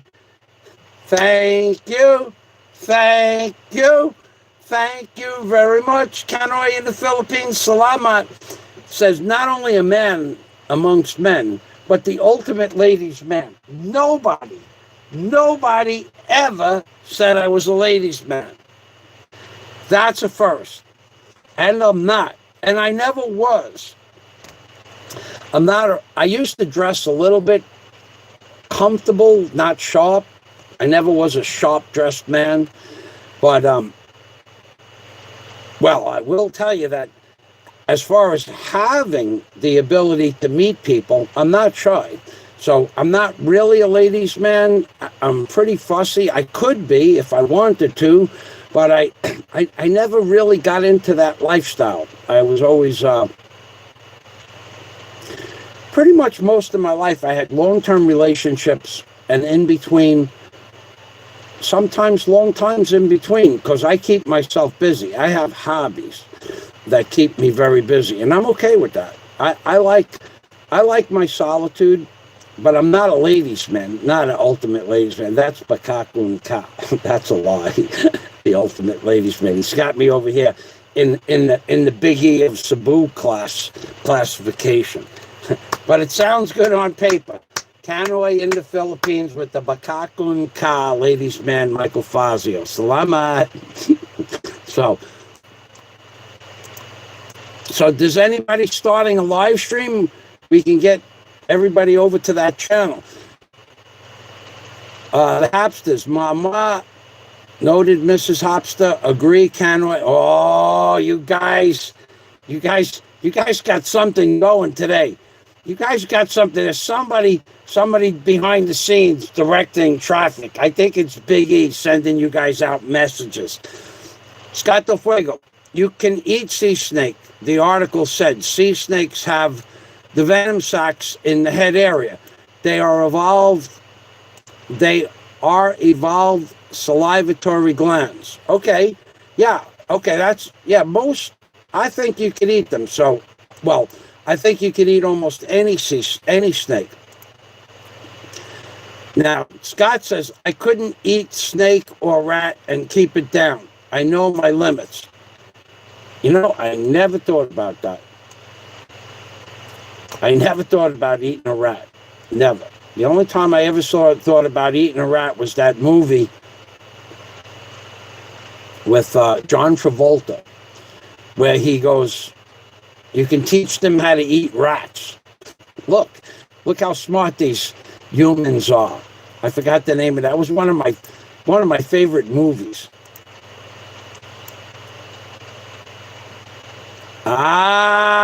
Okay, Scott is going back in time. Well, there was a time where, well, I was in pursuit that day. I wasn't really being a ladies' man. I was talking to all the ladies, but I had my heart set on the lady with the white bathing suit. So Scott says, Mr. Fazio, your video in Howard Beach with Z2 belies the statement you weren't a ladies' man, just saying. Well, I was much younger then. I should look for that video. You guys want to see what I looked like when I was 20, 25 years old? If someone says yes, besides Scott Del Fuego, I'll give you that video. So I'll look for it now. If someone says yes, I will give you a video of what I looked like when I was 25 years old and where I lived, to let you guys know that I'm not lying about where I lived and how I grew up. So let's look for Charles. Now, Charles Park, 1985. So I was 30 years old. No. Okay, let's go back. Nope, let's go back here. I was 30 years old, if that was the right year, 1985. Could have been. Why did it go here? Why did it go here?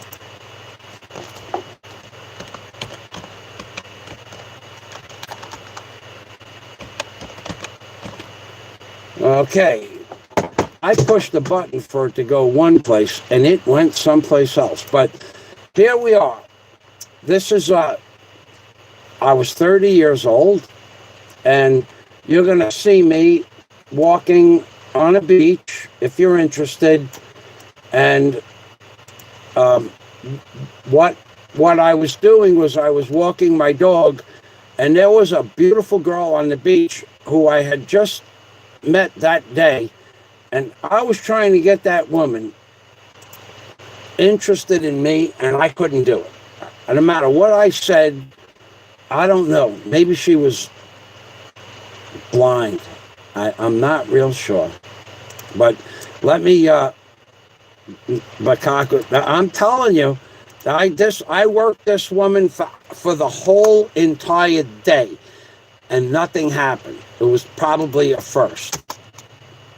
Especially at that time in my life. If I put my efforts into meeting a woman, in 1985, the chances are I would meet that woman. That woman would have no part of it whatsoever. I think that was probably on that beach where you're going to see, if you go look, on that beach, my house was 100 feet away from where the videographer, my friend Tommy, was making the video. So my house was really about 85 feet from where he was standing, okay? So my house was on that beach. And that beach, in the summertime, was just loaded with women and men and families and barbecues from people from all over New York City. However, the beach, typically when people go to a beach, they walk to the end of the beach one way or walk the other way. They explore the shoreline. Well, I lived on the third floor in the middle apartment of the buildings that you see. And the people would walk to the end of the beach, and they would walk right behind my house. Right in my backyard was where the grass stopped, the beach started. It was no step up or step down. There was grass, and then there was a log, like an 8-inch log, and then the beach started. The log just kept back the topsoil. So the people would walk on the beach, and we would be 9 apartments. You know, the top 6 apartments were always busy. They were all young single people, barbecuing, partying, having parties. Parties would last days in those apartments. I mean, we called it Hollywood Squares because there were 9 apartments. And at any one time, on the weekend, there was a party in somebody's apartment. And we're talking about major, major players in the community.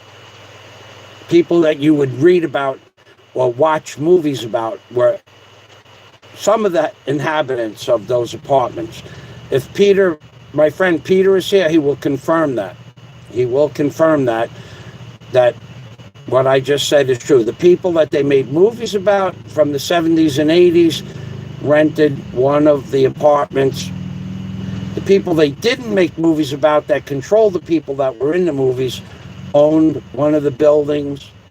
Things that went on in those apartments were interesting. So anyway, that video I posted, the people would walk right up to my backyard. And of course, I had a beautiful dog named Z2. You'll see it in the video. And if they would come every weekend. So you're talking about people coming from April till October. So the girls, naturally, they would like wonder what it would be like to go up to the top floor and see the view. And from the view of where the balcony was, I could see the top 40 floors of the World Trade Center, because it was a straight shot over Brooklyn, and I could see the Empire State Building and the Chrysler Building, and with the telescope that I had, you could see people on the top of the World Trade Center. So it was pretty cool living there. And that's because before they built a bunch of buildings in Brooklyn that blocked the view of the city, I moved there in 1979, there was no buildings that blocked our view of the top 40 floors of the World Trade Center. Myself, Ernie, and Peter's brother. So we had the top floors. So the girls would look up and who am I to you want to come up and take a look? Come on up. I wasn't afraid of them. And they would come up and look around, and they would see what was called Jamaica Bay from the top of the platform. And I didn't limit it to women, or if they had a boyfriend, I'd say, you guys want to come up and take a look from up here, because it was unique. But a lot of the girls, they wanted to stay. And I mean stay for like the weekend or stay permanently. Man, who am I? Who am I to deny them? Who am I? That would be what I would say to them then. But that was then. That was a long time ago. That was 40 years ago. So that was 35, 45, 55. That was 30 years ago. Those days are over. But that's where I lived and what I did for a living. I did the people I did the beach. I walked around on that girl. That was probably the only girl I ever talked to on that beach that didn't want to talk to me. She talked to me, but she didn't really want to talk to me. It was an amazing thing. Even the guy taking the videos going, what's the matter? I don't know what's the matter with her. She's got a broken leg, but there's nothing wrong with her body. Maybe she didn't like guys. I never thought about that back then. That was possible. I'm going to blame it on that. That girl didn't like guys. That's why you didn't see me walking back to the camera with her. That's the deal there. All right, so there's the video. Awesome canoe. Salamat. All right, so the Hapsters, we're waiting for a paddle boat video from the Hapsters. So, Salamat, Mr. Fazio. The Hapsters, you're very welcome. Israel caregiver. Be ready for tomorrow, guys, on my live. Check out the Rileys. Oh, my God. So what time is that stream? Lyrish, please put the information in the description box. Scott says, is it warm and swimming weather if I cannot come until September? Scott, you can swim here all year. The water temperature never changes. It only gets hotter. The minimum water temperature in Bohol, the lowest it has ever been since I've been here, 77 degrees. The air temperature has never gone down to 77 degrees. So you're talking about, in September, you're talking about an 85 degree day with a 79 to 80 degree water temperature.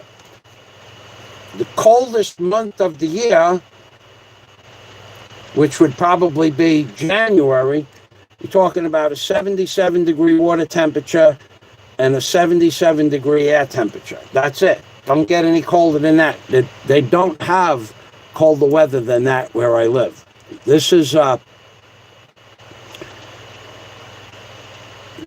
just look at where we are on as far as longitude and latitude, and it's summer all year here, Scott.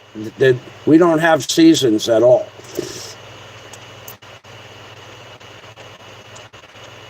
Canoe in the Philippines. Arcelius, it's true, Mr. Fazio was a gentleman and a real man amongst boys who think they are men. You know what? I wish I could tell you stories about some of the people that I stayed with.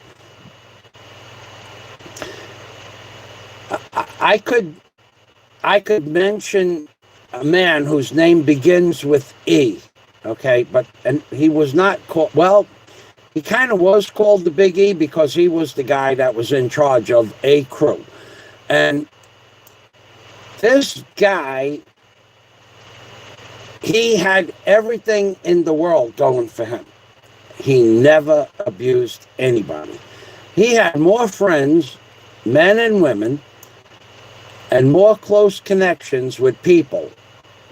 He could meet anybody,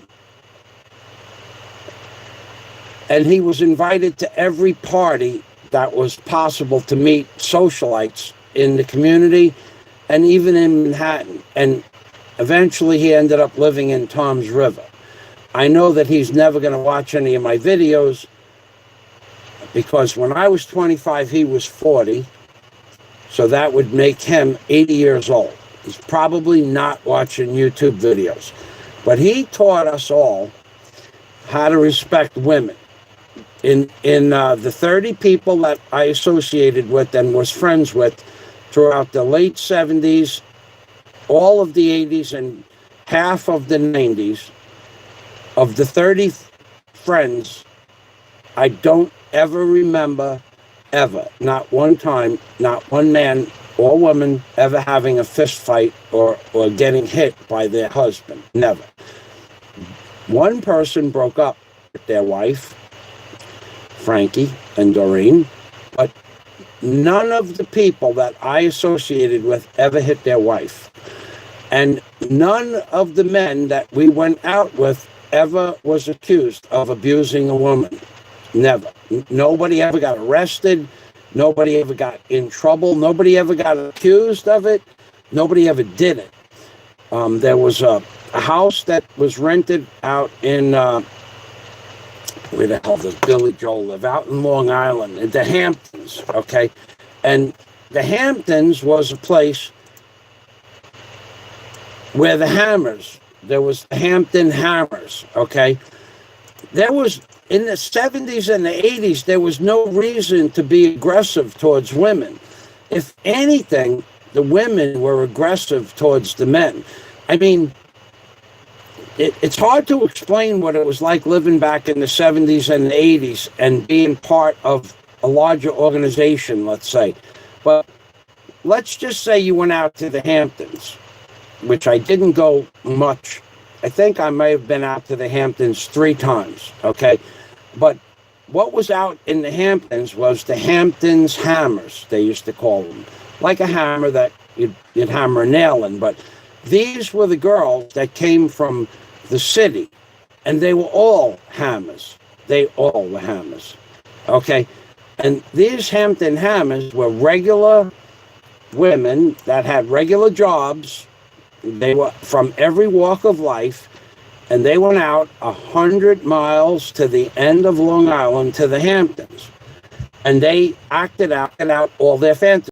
These women had some strange fantasies, but I mean, there was no reason to assault a woman. I never, ever even, it never even passed through my mind to have to do that. And that's because of the way we grew up.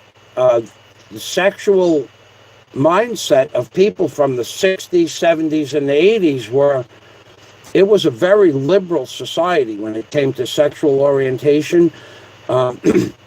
Typically, and I'm not being facetious, and I'm not bragging, and I'm not saying anything that's really rude, but typically, if you met a woman and you enjoyed her company, it wasn't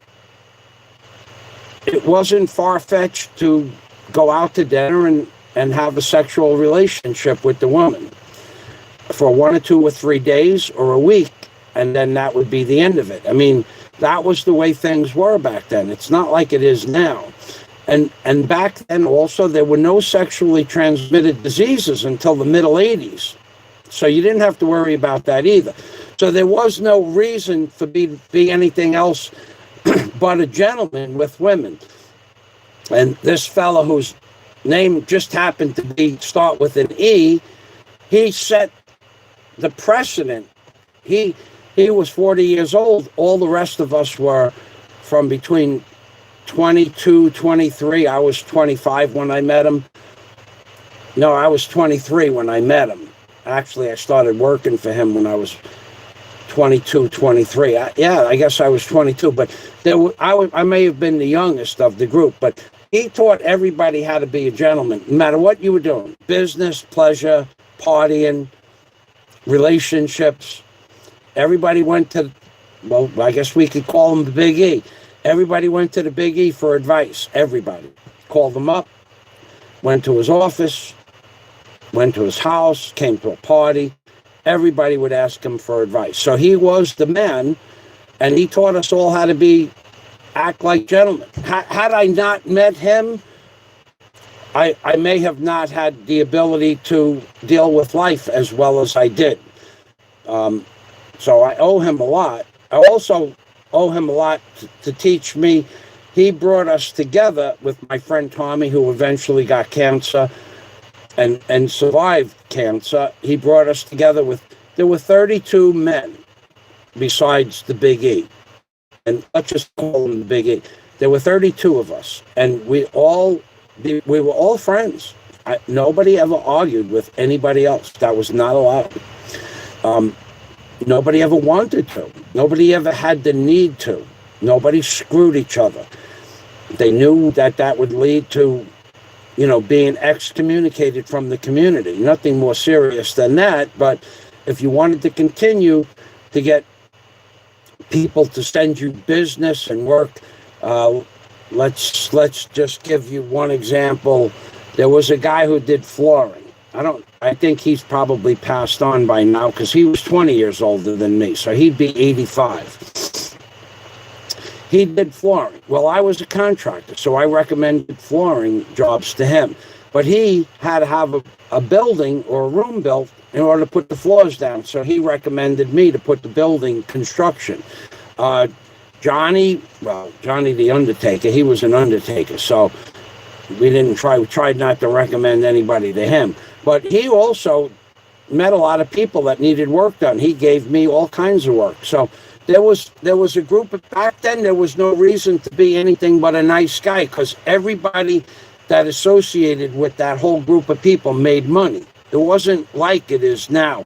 There was no cutthroats amongst the friends.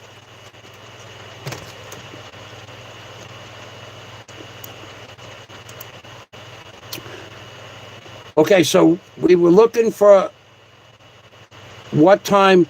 Okay, the Hapsters say the live stream is going to happen at 10 p.m. for the Irish Israel Caregiver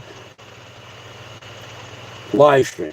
Okay, so what we need you to do, Lyrish or Mrs. Hapster, I'm going to end this stream. Well, what I'd like you to do, I'm going to end it when I get to the bottom of the comments, is put that in the comments section of the video, of all my videos. Put it in the comments section that Irish Israel Caregiver is giving a live stream. And when I see the comment, I'll pin it to the top of the page.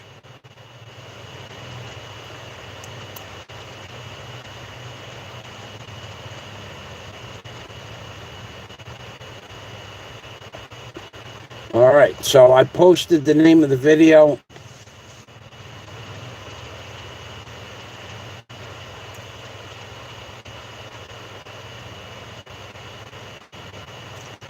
You guys are having a conversation. Arcelia is saying that she used to look great in a bikini, but not anymore. So she needs to reassess herself first before she gets into a bikini. I don't know anything about that stuff. I don't think I've ever seen anything but Arcelia's face, so I wouldn't know.